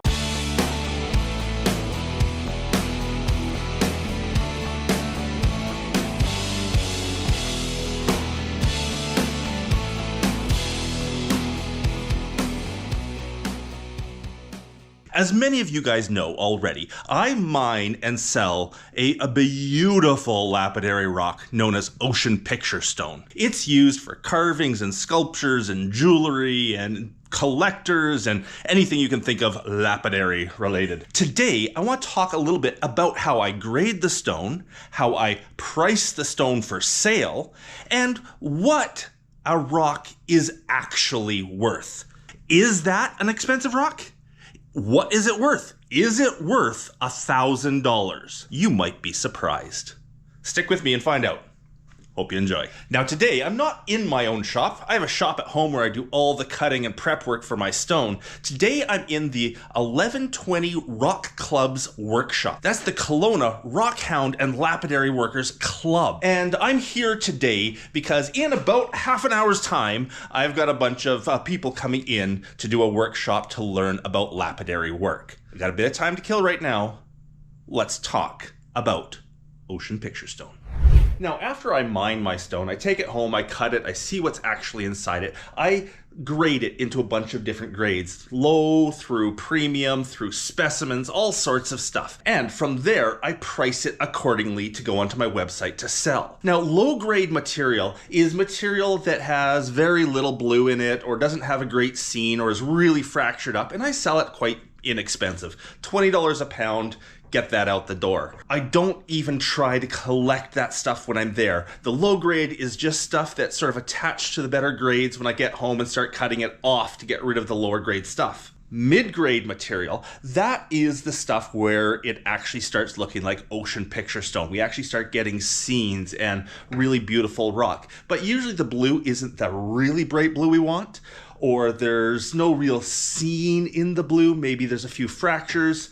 It's not perfect, but it's still really good. Now, premium stone, that is the meat and potatoes of most everything. Premium stone has the bright blues, the real nice inclusions, patterns and figure going through it. It is the stuff you think of when you think of ocean picture stone. Beautiful material. Then we get on to the specimen material. The material that's a little bit better than premium and usually has the perfect 3 bands. Red or gray shore, blue water, white sky. That's the material that gets processed a little bit more into specimens. And then there's the stuff I don't sell. The material that is just way too good. It's the stuff I keep for myself, and it's what I make my pendants out of. It is the top line material. It's the stuff I make those amazing pendants that I'm always posting to Facebook. And I can't actually even price this. I can't justify putting a price on this that would equal or match what I could make if I made this into a couple of pendants. I'm thinking right now that because there's a perfect sky with clouds, bright blue water, maybe even a bit of a sunrise over there, beautiful beach, I'm thinking I can make that piece of rock there into 2 pendants that would each sell for $500. So to sell this as a slab, would I put $1,000 price tag on that slab? That's just ridiculous. So I can't justify the price needed to sell that as a slab versus making that into a couple of pendants, which is exactly what I'm gonna do today. Now, first thing I have to do when I'm making a pendant out of this is I have to look around and see where I want it to be, what shape I want it to be, how much I can actually utilize this stone. I'm liking this side better than that side because of the dendrites I'm seeing in here. They make great little details on top of the ocean scene. So let's keep that the front side. And I'm definitely going to get 2 out of here. Whether they be ovals or rectangles, I'm not too sure. We'll try not to use too much of the host at the bottom, but we want some for shoreline, so we're probably going to cut it off at about that level right there. Keeping it all the blue, obviously, and then because this piece has such amazing clouds, we definitely want to keep those clouds into the mix here. So I'm thinking over here, I like rectangles. I really like rectangles. I'm going to make 2 rectangular pendants. One there, one there. Let's get those drawn on here. Okay, looking at a template here. I'm not sure if I'm going to use the template or just freehand it, but looking at the template, I can get a really nice one here. First one incorporating all the dendrites. Nice shore with a rock on the shore, beautiful water, some kayaks out in the ocean, sure. Utilizing this yellow for the sunrise coming through there and still perfect clouds. And it still leaves me enough on the other side for a second pendant. There's the first one. Now for drawing out the pendants here, we use a sharpened piece of aluminum. If you use a pencil to draw on here, the first time it hits water, the pencil washes off. If you use a pen, the ink can often penetrate down into the stone, marking it up. Aluminum, sharpened aluminum, just leaves a line of aluminum on the surface that will easily go away but won't penetrate in and won't wash off. So there we go, a nice rectangular pendant. When I go to cut this out, I might actually make it a little taller than what the template showed there, because I love the sky, I love the clouds so much in this piece. So might just utilize a bit more of that material. And there looks to be a second one, exactly the same size and shape right beside it. Looks like we're making two identical twin pendants today.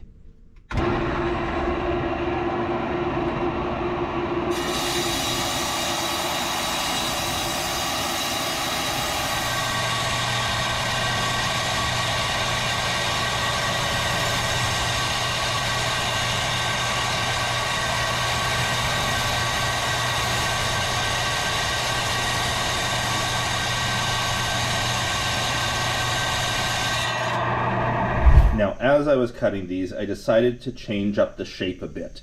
This one here, because I had the material, I left it wider than what the scribed line shows. This one here, I'd already cut it down to the right width, but on both of them I decided to go a little taller just because I like the clouds in the sky so much. Now let's go grind those down a bit. My next job is to take these to the coarse grinder. This is a 80 grit grinding wheel, diamond wheels, diamond to cut the stone. And then just make sure that it's perfectly square. This one here I cut on a little bit of an angle, so I have to square that up a bit. I'm just going to work the edges until I get the shape I want, then I'll start to dome it over. This one is pretty close already.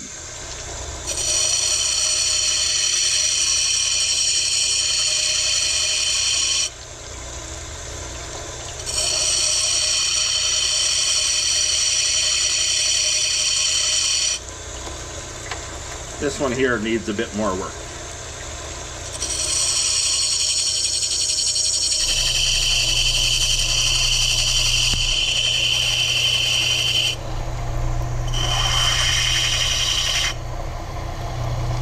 I like it.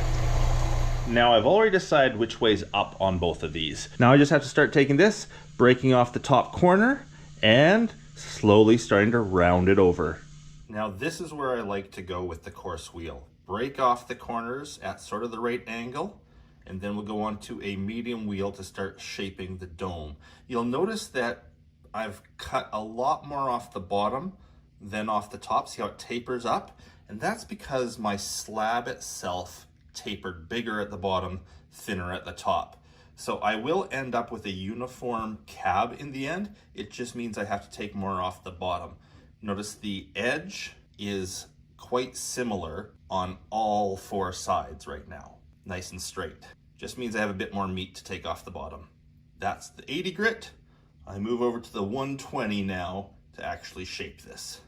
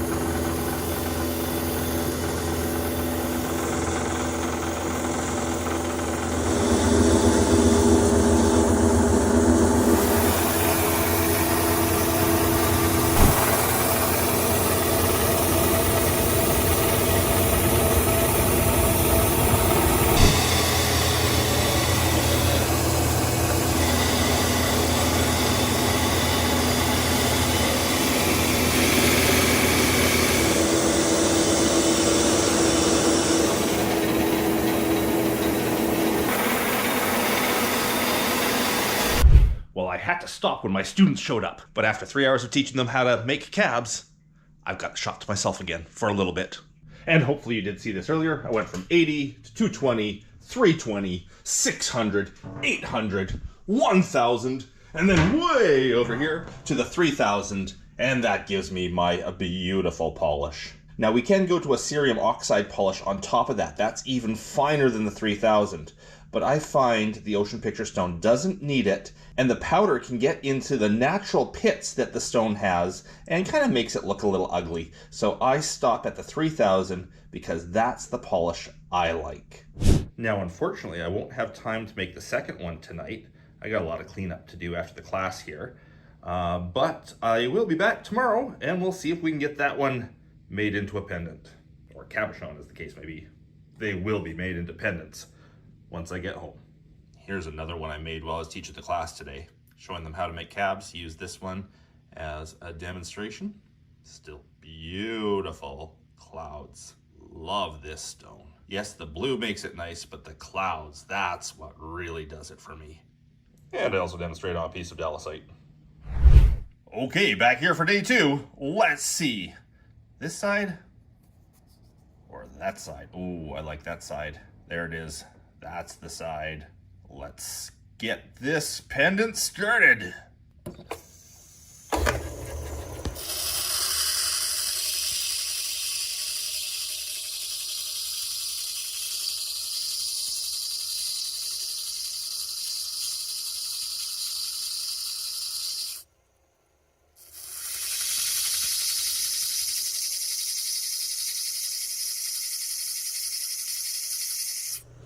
And that's where I take it with the coarse wheel. Let's move on to the 220, the medium grinding wheel. And we can start doming over the top.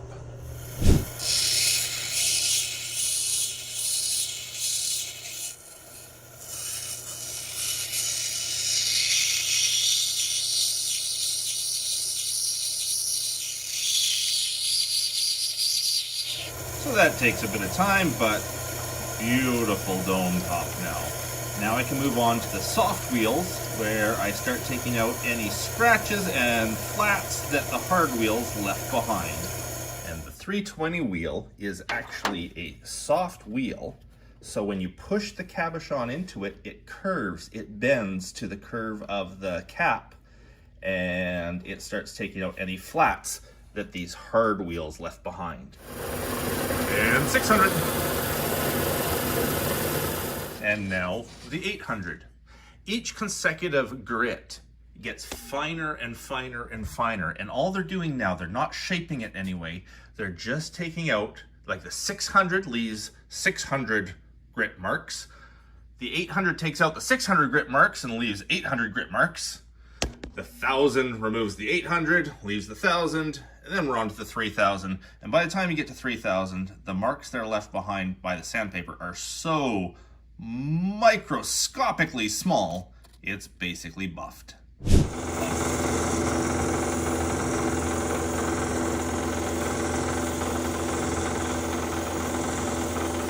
And on to the 3000, which is the final buff for this one.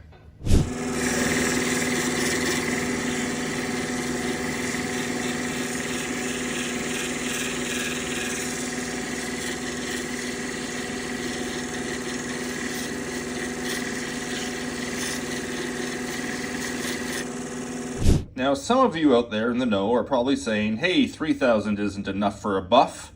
You should be going to 5, or you should be going to 10, or 50.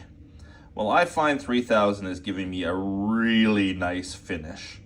And as I said, I don't like what cerium oxide does to this stone. If I had a 5000 wheel, I probably would go that way. But for what I've got, I really like the finish the 3000 leaves. Now, those each took an hour and a half, maybe 2 hours to make. But it also took hundreds of hours in the quarry finding just the right stone. Hundreds of hours slabbing hundreds of pounds of material to find just the right rock. And, you know, hours and hours and hours of research and digging and everything that's involved before you get the absolute perfect cabochons. And yes, as I said before, I sell lots of mid-grade stone. I sell lots of premium stone. I sell lots of specimen grade stone. But when it comes to these absolute perfect pieces, I can't put a price on them to sell, because a little bit of work on my part and I can sell them as finished products for a whole lot more. And we know the internet is full of negative people, and they're probably saying right now, there's no way that's worth $1,000, those two cabs. Well, let's see if they're right. Let's see if these things sell for $500 a piece. As this video gets released, I will put these up on my website, Made Into Pendants, and see if I can get 500 each. Maybe this isn't a $1,000 rock. We'll let the market decide.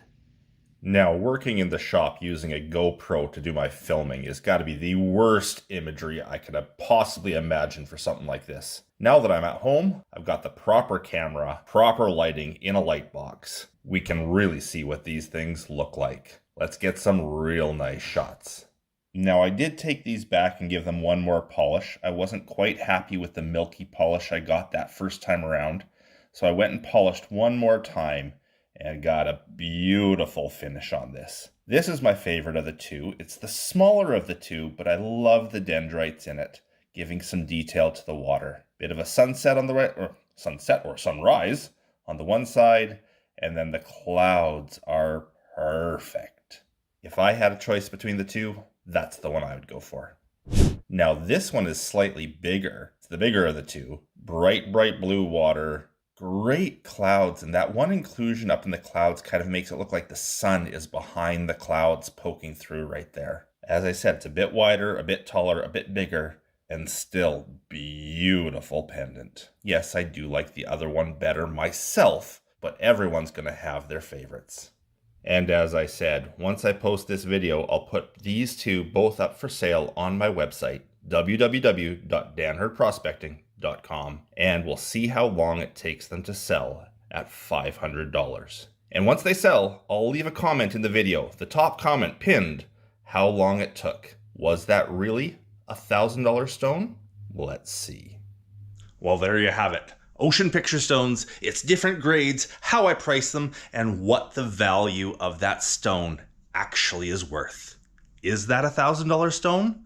We'll see what the market says. Big thanks right now to the 1120 Rock Club for having this amazing shop here and allowing me to work in it. And if you are into rock hounding and lapidary work and haven't yet found the club in your area, make sure you do that. Rock clubs are amazing, full of like-minded individuals who know the trade, know the area, know the deposits around you, and great to hang out with. If you haven't found your local club yet, find your local club and get involved. If you're in the Kelowna area, it's the 1120 Rock Club. We meet the fourth Wednesday of every month, and we do field trips out to many claims, many sites all over the place, all the time. Check us out. Hope you enjoyed the video. If you did, please leave me that thumbs up. If I haven't earned your subscription yet, I hope I earned it today. And a big thanks to everyone for watching, especially my patrons.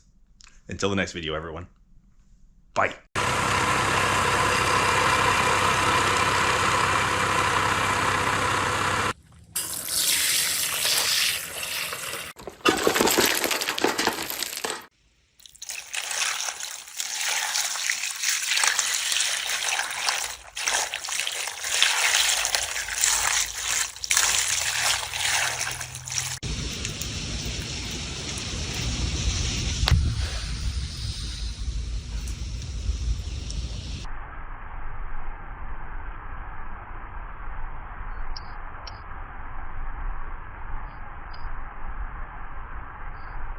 Just cut another 100 rocks for our Christmas Ocean Picture Stone special. Many of these have already been purchased, but a lot of these are still to go up on the website. If you'd like your own piece of Ocean Picture Stone for Christmas, $25. Check out www.danhurdprospecting.com.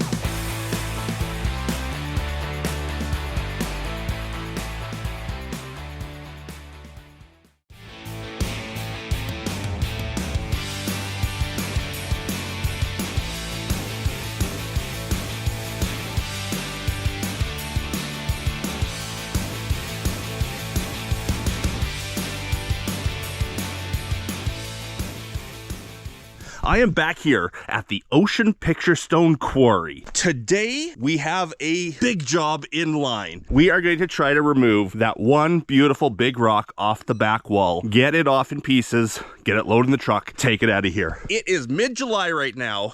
The summer is hot. Very hot, and we are just starting into fire season, so this will be the last trip we make into the quarry until it rains again, because we don't want to start a fire. So wish us luck today, and I hope you enjoy. And today I brought the mussels. Dana is helping out. To start with, she's going up to Evan's seam to start clearing some overburden so we can get down to Evan's seam, while I work down here, drilling and feather and wedging and removing that rock right there. Yes, we've liked to have this one here over the years. It's been a great one to show off the vein, the seam, everything, but it's time to take this one right off before claim jumpers get the good rock.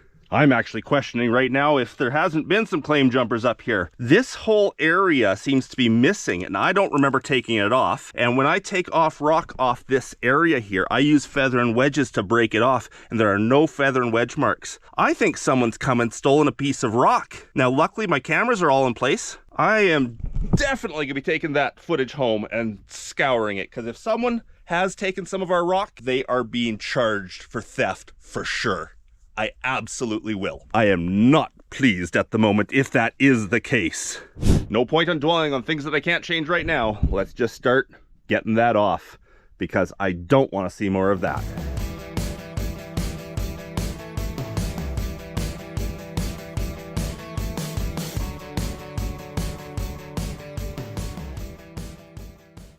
Now, people often ask me on my videos, do you mark your claim boundaries or do you mark your claims? Well, on a claim like this, where I am worried about people stealing stone, I do mark it very well. There are signs all around the pit, and I think I have 3 signs on the road leading into the site. So it is very, very well marked that this is not a public dig site. This is a private claim. People are not allowed to dig here. So they can't use the excuse of, I didn't know. Anyhow, let's start extracting that thing.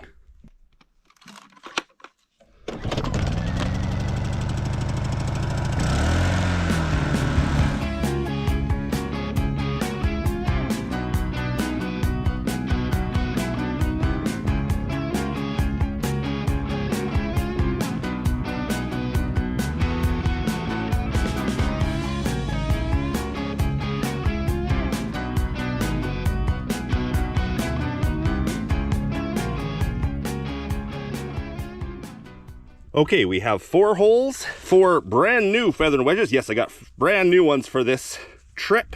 If you want feather and wedges, I do sell the good ones on my website, www.danhurdprospecting.com. Anyhow, let's load the holes, hammer those in, wedge off this first piece. Okay, they're in. Let's get them just set. A few hits on each one to set them. And let's see if we can lift this. Oops.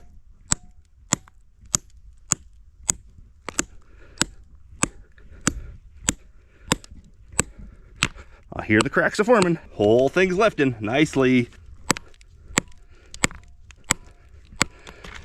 Whew. It's already hot. It's 8 in the morning right now, and it's already hot out here.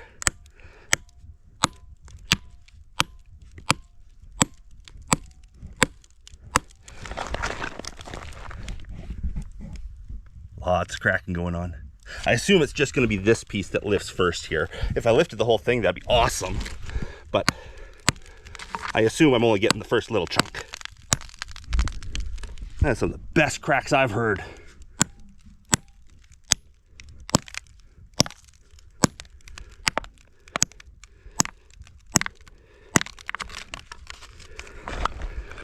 I think I'm getting more than I think. How's that for a statement?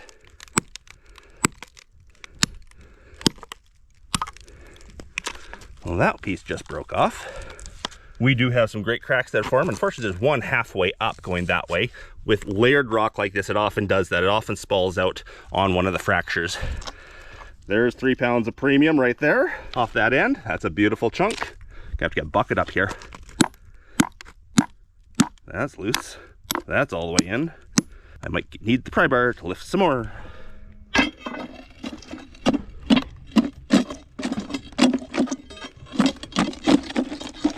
There we are. Well, there we are. Another 5 pounds of premium. Yep, there's good stuff in there. Definitely some inclusions, big inclusions, but the band of blue is nice and big. Oh, even a calcite pocket.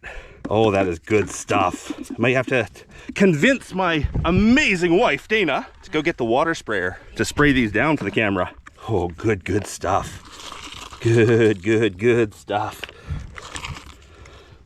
Lots of great material coming out of here. Lots of great material. Oh, baby. Oh, yeah. Those are nice.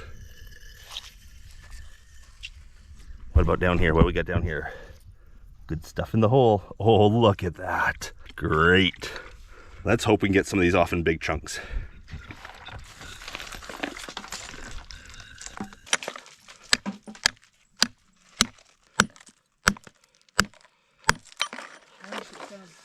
Beautiful piece.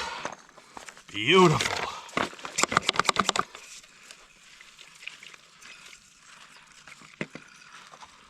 Now, part of me wants to put new feather and wedges down below and try to lift this all up as one, but because there is a big, significant crack, I should probably take the top off and then try to lift the rest as one. Looks like it's gonna come up through there. Still might get some complete white, blue, brown from that side.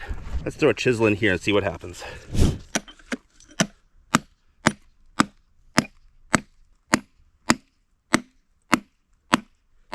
I'm feeling a little nervous here. Yeah, you might want to move at that point. Did you get that piece off? Yep, Woo! it's a very blue rock. I think I was wise to move from underneath it. Yeah, when I flipped it over, it almost went down. In fact, I think the only way I'm going to get that down safely for us is let gravity do it, and then we'll lift it into the truck from there. Okay. Okay? Yeah. Let me get a good shot of it before I knock it down. Come way over? Sure. You're not going to push it while I'm there? Oh, yeah. Beauty, eh? Yeah. Bright blue. Bright blue. Okay, here we go. I can take her from there. It's still in one piece, too. Yep. One little piece. We just got a beauty off. Real beaut. Show you this thing. Check that out. That just came off of right there, and there's a bigger one right below it about to come. Big one coming here.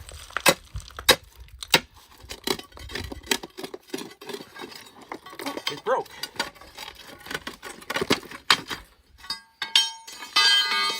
Okay, let's have a look at some of these. Woo-hoo-hoo-wee. Oh yeah. Oh, that broke nicely. There's 20 pounds of premium blue and gray. What a piece. I have to break it through here once because there's a flaw, and that will break off real simple. And then we can just lop that into 1 pound pieces of premium. That's a good size for the saw, too. Yeah, this would take the big saw to do. Mm-hmm. Still more coming.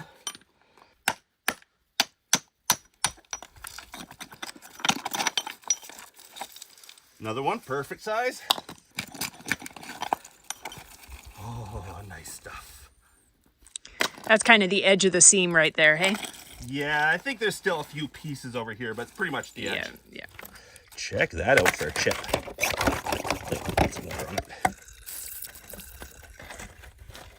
Nice. Okay, I've spent too long down in here. It was breaking up, not going well, so I thought maybe I should take this rock off the side. I have 3 main rocks here right now. This one, fracture there and fracture here. The big one down front, and then this guy right there. Unfortunately, the stuff in here just broke up and is not coming out cleanly. So if I take this one out first, I'm hoping this corner comes out fairly clean, and then I can just chip over, clean this out to get the feather and wedges under that one. That is the theory. Let's see if this comes off as one. Okay, here we go. Hope this comes off cleaner than the last. Good cracks. Ooh, I hear some good cracks.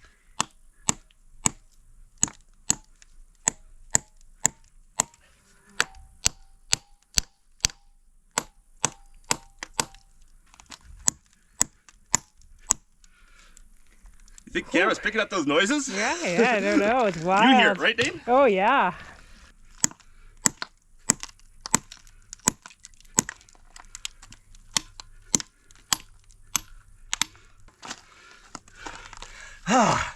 It's hot out here. Yeah, well, you know, we did pick the hottest day. So why did we pick the hottest day of the year to come up here? Well, last weekend we had our Kelowna Rock and Gem show, and people are so friendly at gem shows, but I had 3 different people come up to me and say, you know, innocently, that they want to share their experiences with me. They said, Dan, we tried to get into the Ocean Picture Stone to go rock hounding up there. 3 different times. One person said he was out exploring and tried to get in, got turned back by the gate.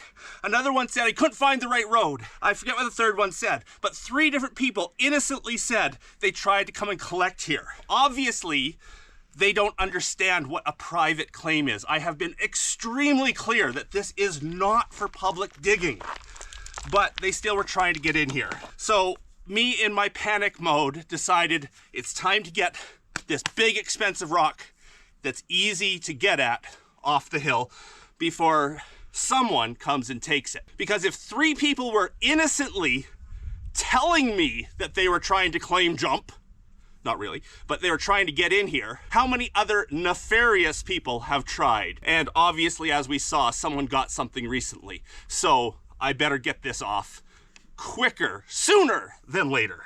I've almost got this rock, almost.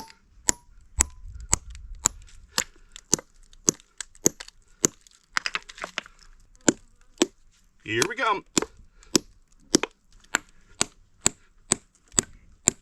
Let's hope the pry bar gets it from there. Need a smaller pry bar. Beautiful stuff. Right in the bucket. Nothing but net. Look at the size of that one, Dane. Yeah. Is that camera recording? I hope so.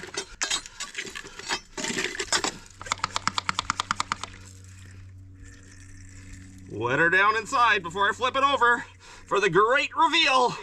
No one's below me if it goes.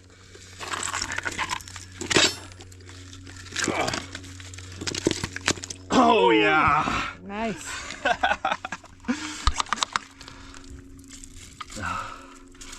Woo! That's a nice rock. That is a beautiful rock. Okay, again, easiest way down is gravity. I'll probably knock this edge off, but that's okay. It needs to come off, or I can cut it anyways. Didn't break it off. Look at that. I got some big rocks to carry there, Dane. I know. Well, I don't know what just came with this last group of feathered wedges. I was trying to get this rock off, but this thing keeps jumping. So I think I got more than I bargained for. It might be interesting to actually pry it up. Chisel. There we go.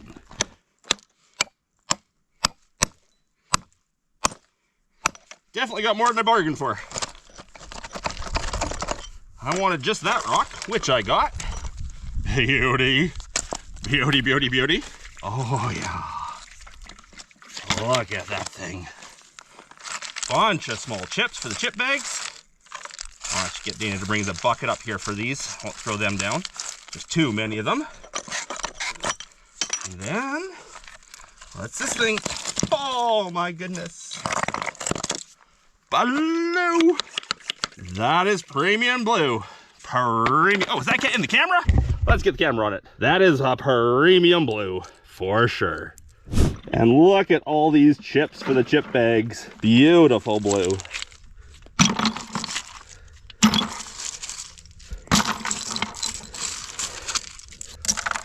Well done, Dana. Thanks. Well, I've managed to overheat myself here. I'm way too hot. So Dana's up there doing a little bit of work. She's been hanging out in the shade for a bit. She's gonna try to lift the side rock off. Yeah, this one is wants to go sideways on me. Once they get into their hole, they tend to straighten up. Okay, I'm back to the shade. I'll come back when this rock lifts. I'm hearing really good cracking sounds coming from that rock.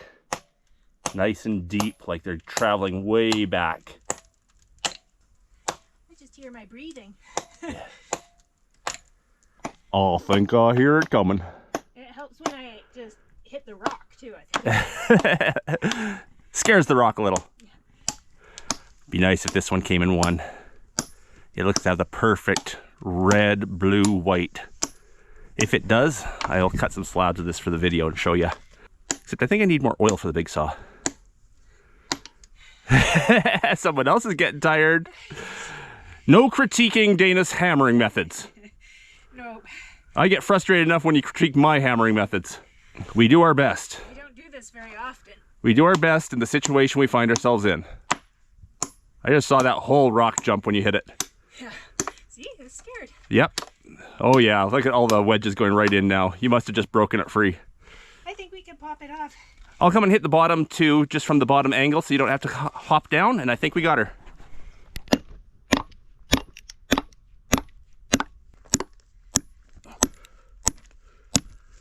I think we got her, Dane.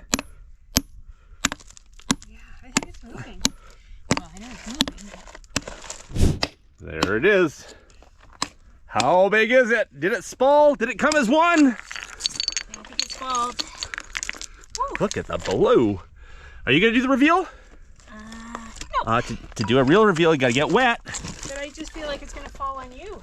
I'm okay with that.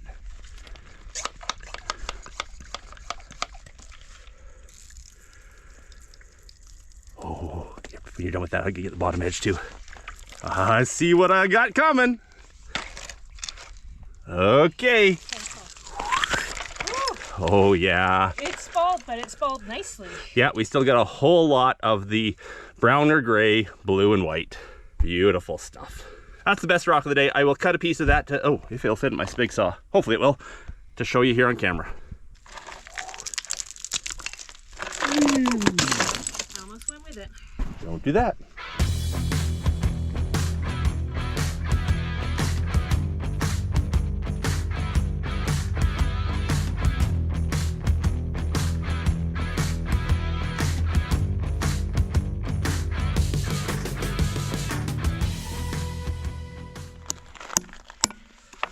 Okay, I am calling this a failure. We got a lot of great rock today, like a huge amount, but we were trying to get rid of this big guy today, and I draw the line when it hits 100 Fahrenheit, and we've hit 100 Fahrenheit. Everything is overheating. I'm overheating. Dana's overheating. The tools are overheating. The generator, the camera itself is overheating. I'm gonna try to get this rock off the back here. This one right here, I got 5 feather wedges.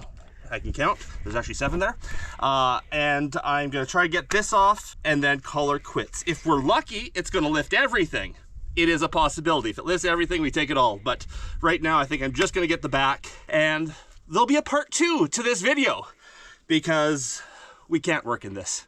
I'm worried actually right now, working with these tools up on this bank, that I'm gonna pass out due to the heat.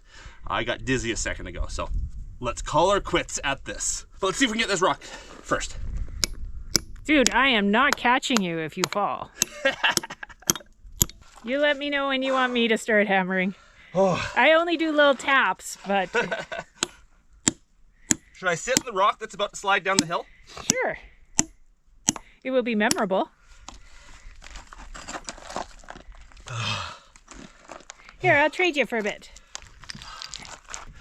Okay, we get sexy woman hammering. That was a funny noise. It was. Oh, my knee. Here cracks are forming. It's gonna come. How much is the question? That one was one from earlier. Oh. We weren't able to get out. The whole thing is loose. I can hear the sound it's making. Okay, we're gonna turn off the camera because we need a breather. Yeah. Okay, it came free, just the back rock, and it looks like it came free as one big rock. So we're gonna throw some wedges underneath it. Maybe clean up our feather and wedges on top of it first, and then we will lift it. Go, Dane, go. If you want to use the pry bar, Dane, you'll lift it. Yeah. Just move this out of there so you can pry right there. It'll lift, no problem. Can you lift that pry bar? The pry bar is heavy, yeah. You can lift yourself. It came as one. It didn't separate at that flaw. Wow. That's the biggest rock of the day. The last rock of the day. Oh, there it comes apart. Oh, much better for carrying. Look at that. That's gorgeous. I don't even have, the spray bottle's down there. That's all blue. That's all premium. So is that. It's huge. It's perfect. I can't drop it because the drill's there. And the second one. Big, perfect, all blue. Beauty. And we're ready next time around to pull the big guy. Because we're done. My gas can is literally about to explode.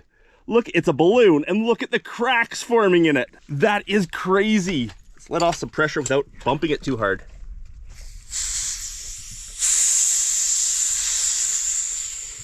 Whew. Yikes. It's empty. I filled the generator so it's empty. There was just remnants of gas, which obviously all vaporized inside, and that thing was about to go. Wow. I don't know if it would actually explode, but there was cracks forming everywhere. Here's that last rock. A bit of water.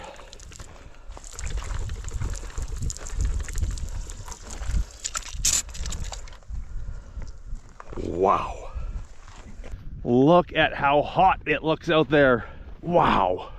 There's haze in the air because, well, British Columbia's on fire yet again. There's fires all around. Luckily, nothing close by here. Beautiful, even in the smoke. Now that's what you call organization. Oh, this is not good. The camera that focuses on the main pit. I don't know. When I look at it, it usually has a little red light that comes on saying it's recording, and it's not. I hope the camera didn't overheat. Oh, if there were claim jumpers, I really wanted on there. If there are, you'll see it right here in the video. If it didn't record, oh, will I be swearing. So we've come home and cooled off, and now that I'm not dangerously close to having, you know, heat stroke, which I was, that was actually really bad. I went too far. But now I'm home in a more controlled environment without the intense sunlight bouncing off all those rocks and just washing out the video completely. I've got the rocks here at home in a more controlled environment where I can take pictures of them and show you what we actually got. Check it out.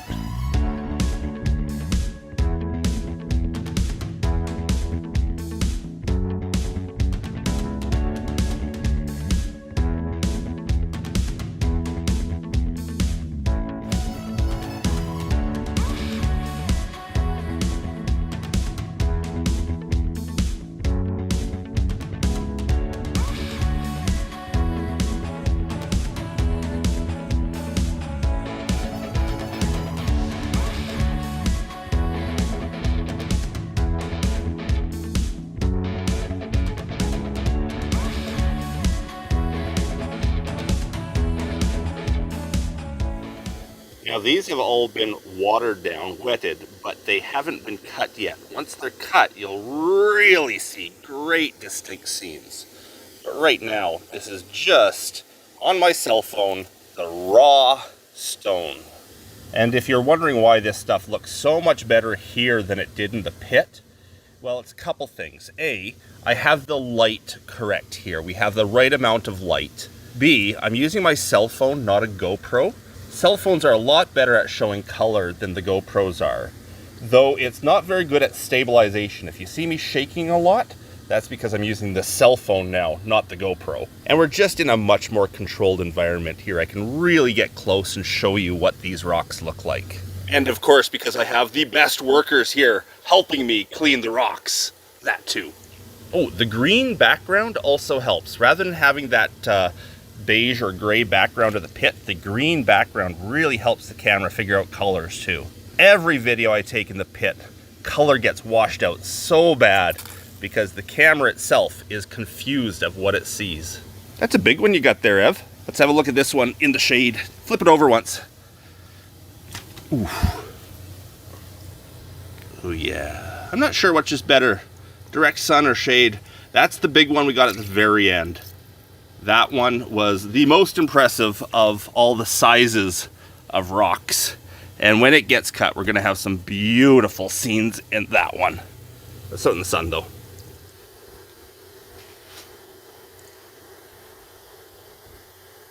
Now, I do have to admit something here. I might be a little bit too paranoid of claim jumpers on my claim.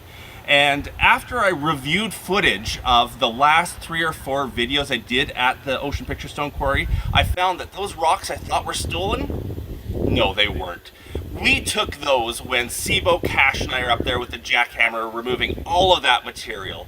We got those rocks. I think the fact that I had 3 different people tell me they were trying to get into my claim got me a little over paranoid. And of course, I saw crimes where there were no crimes. And that's why I thought someone had been up there claim jumping. When I reviewed the footage of my trail cams that are on the area, all it showed was a bee, 2 squirrels, 1 mouse, 4 birds, and a whole lot of grass growing. So no, there were no claim jumpers in the quarry this time around.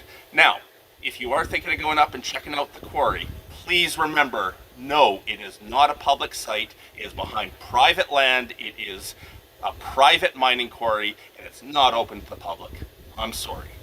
And no, I won't be showing you the footage of those trail cams with the animals and whatnot, because I would like to keep the spots private of where those cameras are. And this one here, I didn't show you close-ups with a good camera here of it, what it looks like wet, because I'm going to throw that on the saw and I want to get at least one good cut showing you the layers, the red, blue, white layers that this rock is really going to have. This is stereotypical Ocean Picture Stone, and it is the best of the best, but I have to show that one to you cut up. And of course we had a ton of smaller pieces as well. Stereotypical 3-layer Ocean Picture Stone.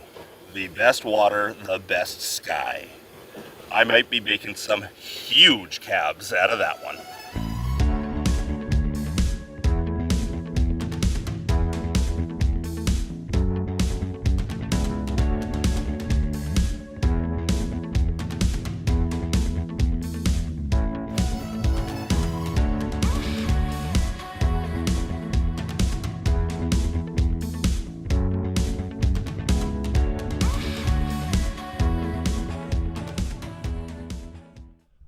We're done. It is way too hot out here. Time to go find a lake and jump in. Hope you enjoyed the video. If you did, please leave me that thumbs up. I hope us working in this heat out here earned your subscription today. Until the next video. Bye.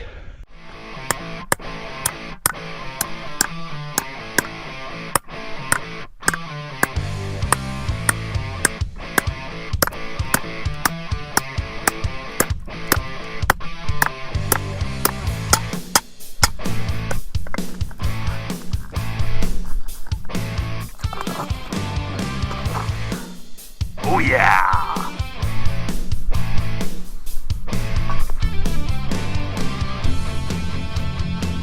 Beautiful Dana Blue Ocean Picture Stone.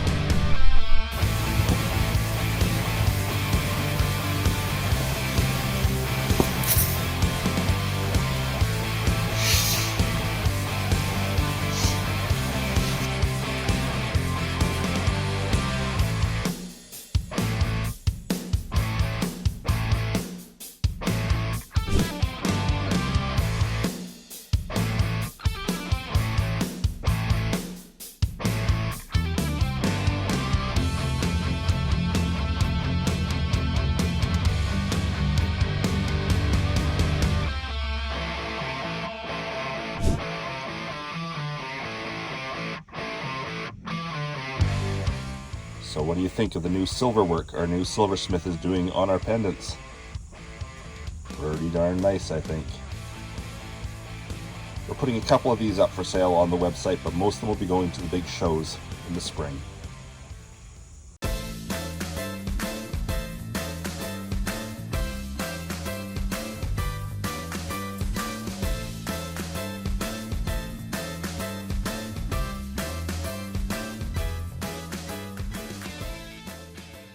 Back here for day 2 at the Ocean Picture Stone Quarry. It is a much cooler day today, so hopefully we can get that big rock off the back wall and get out of here with the good stuff. Dana and Evan are already up top working on Evan's seam. We got our work cut out for us today, but it's a much cooler day. Wish us luck, and I hope you enjoy. Today we brought a much bigger spray canister here for watering down the rocks in the pit, but also underneath the truck where we park. We've already done that. We've sprayed it all down. It is fire season here in British Columbia, Canada, and we are paranoid about fires. They're all around us right now. So we're doing our very best to keep ourselves fire safe out here, including fire protection and wetting down underneath the truck. Now, if you didn't see last day's video, we were up here in 42 degrees Celsius weather. That's about, was that 107 or something like that Fahrenheit? Trying to remove this rock. We got everything above it off, but the heat chased us out. In fact, I got heat stroke that day. Got to the point where I was dizzy, nauseous, terrible. It was way too much heat. Today is only supposed to go up to 24 Celsius. I don't even know what that is in Fahrenheit, but basically half the temperature. So much cooler day. And we did most of the hard work last time. Should be a much easier job getting that off this time. And it did rain here a little bit last night, which is one of the reasons it's cooler. You can see the speckles all over the rocks has wetted things down a little bit cooler. You can see the raindrops on the rock and a little bit of moisture for the plants, which is nice. So this rock here, probably about a 400 or 500 pound rock, needs to come off the wall. I'm going to do that by drilling 6 feather and wedges along the top edge here. We're going to drive those in, and I'm really hoping the flaw that helped lift the last 2 rocks continues right underneath this one, and that this one comes easily. When I look down front, I see the flaw, I think, that goes around the back right there, but I don't see it out this side. So I'm not sure what we'll actually get. I do see one crack going through here, so it's not coming off as 1 rock. It'll come off as at least 2, but that's okay. If this half comes off as 1, it's too big for me to lift. I'll have to break it down anyways. So this thing breaking up into a few pieces as I take it off is actually a good thing. Let's get out the drill, start drilling for the feather and wedges.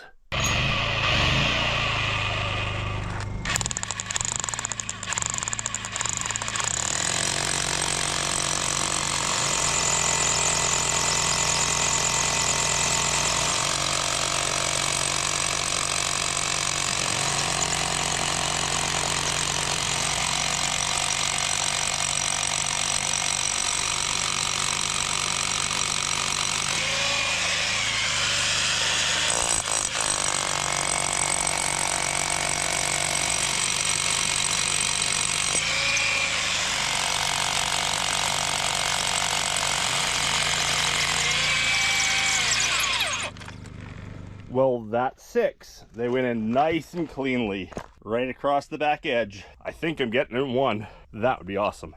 Well, then I'd have to break it down. It's a challenge to get these rocks in big chunks, but really I don't want them in big chunks. I feel like I've been successful if it comes off in 1, and then I gotta go break it down. So really, if it broke in 2, that would be better. Better get that cord out from underneath it, because if it does come all at once, well, it'll be falling down the hill. Time to load the holes with my feather and wedges. If you don't know what these things are, I got tons of videos on my channel explaining what they are and what they do.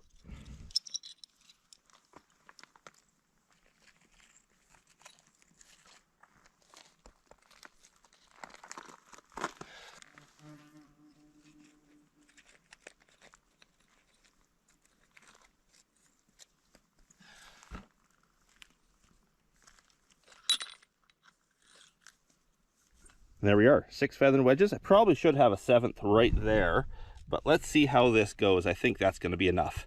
As I said, I'm really hoping that flaw is already there, and this is just a case of lifting this rock. Let's start tapping them in.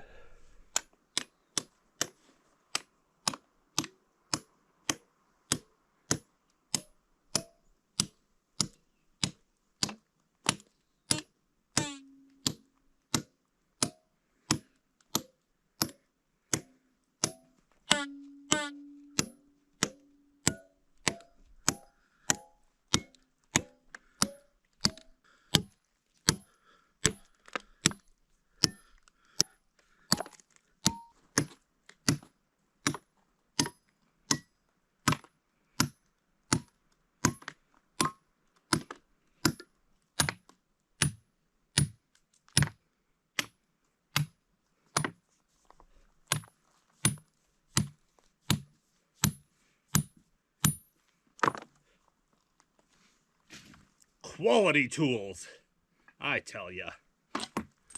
The A-team's coming to see what's going on. The rock's about to go.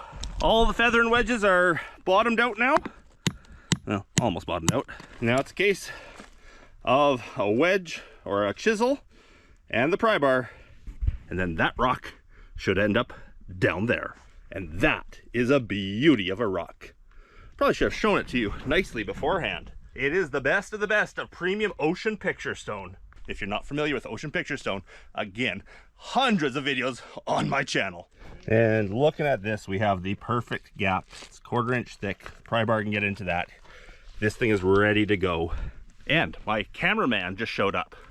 Oh, she's loose.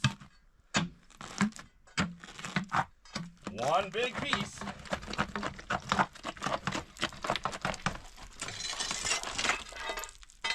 Let's grab that piece of premium. Oh, it's my hole! It's my drill hole!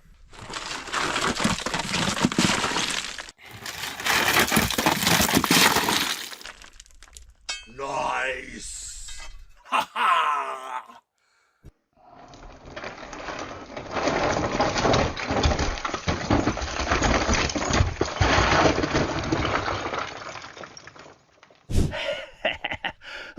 Winded. That was awesome. Look at the size of that. There is no way the three of us can move that. We're gonna have to break that into 3 or 4 pieces to get that into the truck. Wow.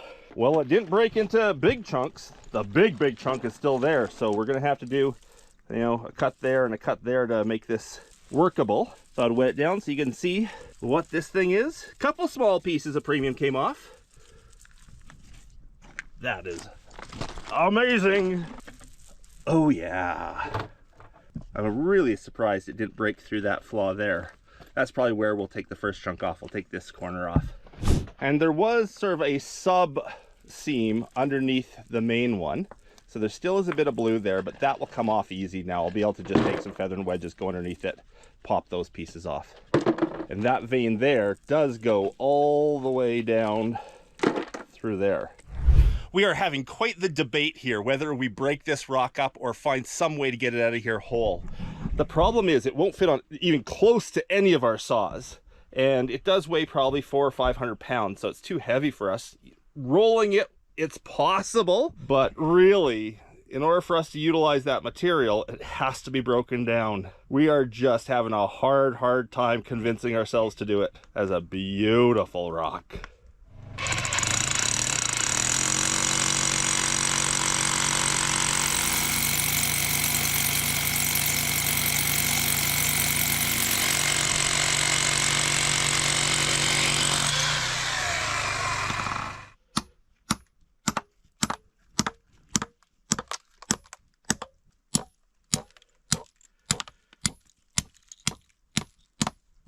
Not quite exactly, but pretty close to exact.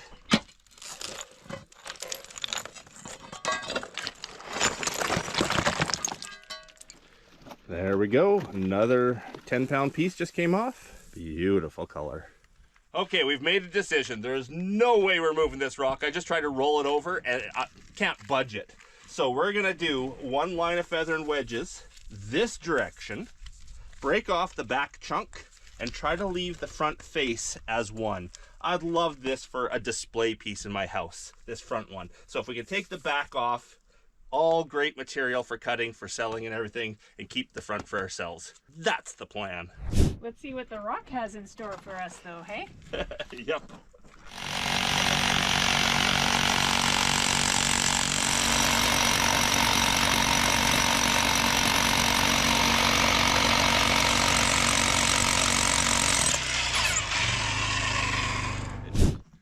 Okay, I put these fairly close together in one big line, hoping that I'm going to split it in one straight line. These two had a bit of a problem. The wedge fell over and the feathers fell inside. So I only have one feather on each of these wedges. That's why they're down deeper. I'm hoping it works.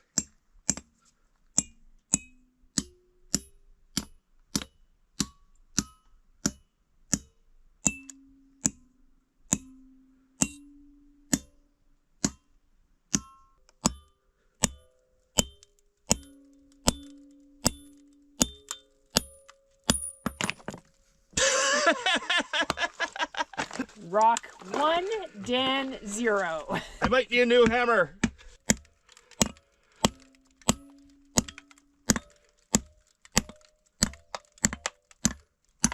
It's a breaking.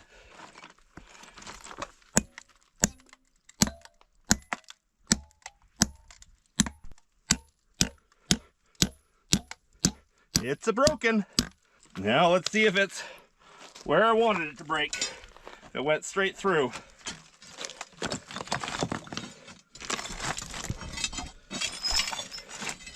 Right through the middle. Oh, we're gonna need some water on that to show you what's inside.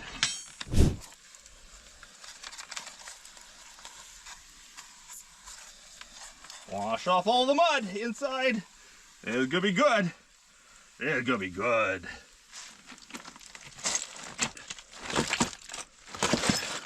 Yeah, baby. Wow.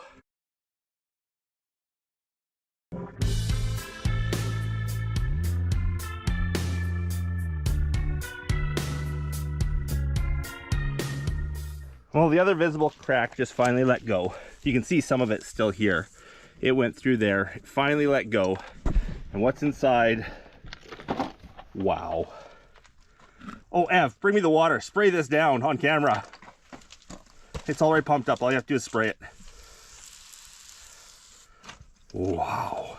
You don't get any more stereotypical than that. Isn't that amazing? That's amazing. Think you can carry that one over carefully? Yeah. Thanks. I'll continue rolling the big guy.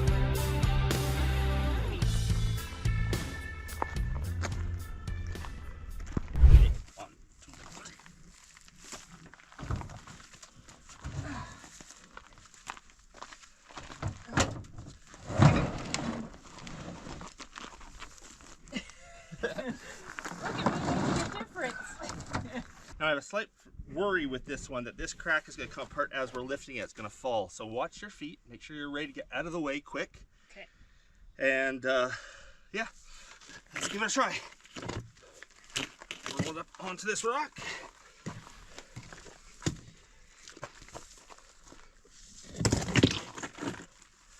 Or not. Okay, let's try and roll it.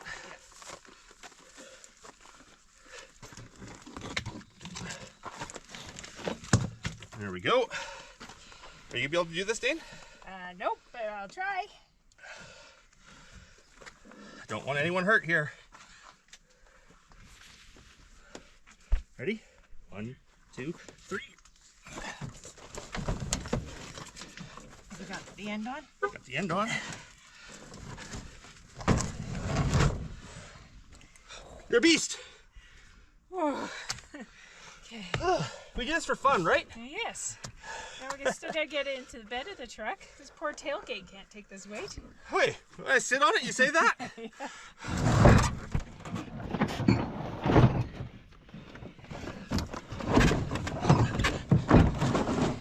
There it's in. That's a lot of work. But we got two, probably a 200-pound, 250-pound rock in the back. That is awesome. I don't know if my 24-inch saw will cut that. Not that I could even lift it into the saw.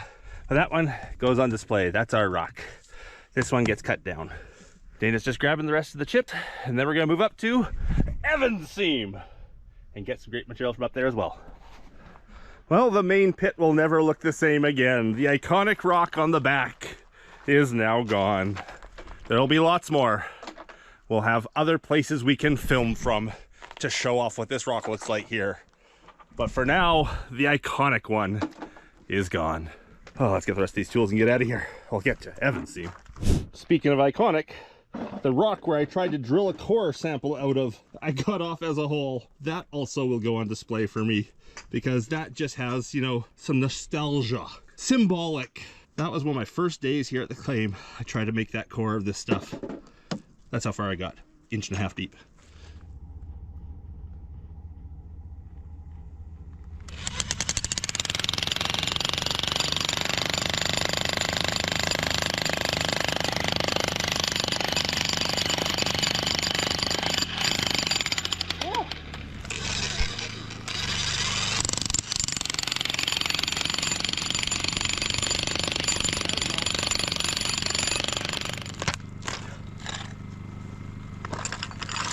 Let's have a look.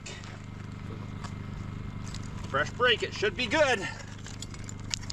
Oh, okay, it is good. It's that thick, it's just dirty. As I was editing this video, that particular rock that I just pulled out on camera was on the saw being slabbed. That's what that one looked like inside. Just a coincidence. We were doing the edit and the cut at the same time.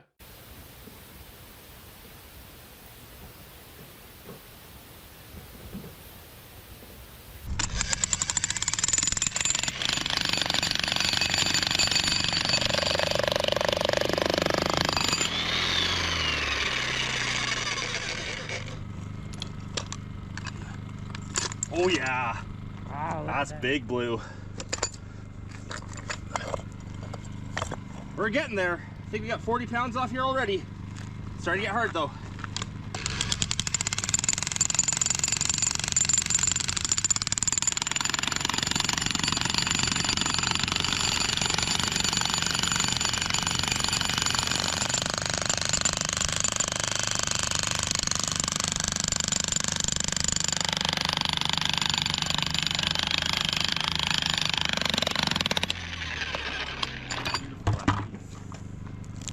Look at that. It's nice to get some variation in the stone Yep. compared to what we just got down at the pit. Whole bunch of the same down there, yeah. Yeah. Well, there we go. Of course, we'll be taking some of this home, cutting it, and showing you right here what some of this stuff looks like. But those big pieces from down below, I don't know when I'll be able to get those cut because they're too big for my saw. Definitely. Much more pleasant day at the quarry than it was last day. Not even 20 degrees yet. Over 40 last day. 4 big chunks from Evan's seam and a couple buckets. That's a lot of good material. And of course the bike ones.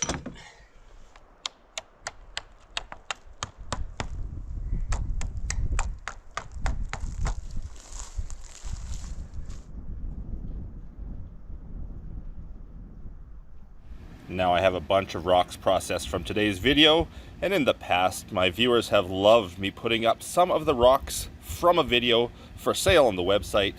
So I am going to put a full selection, A through Z, of rocks from today on the website in its own category. If anyone's interested, here's what we have.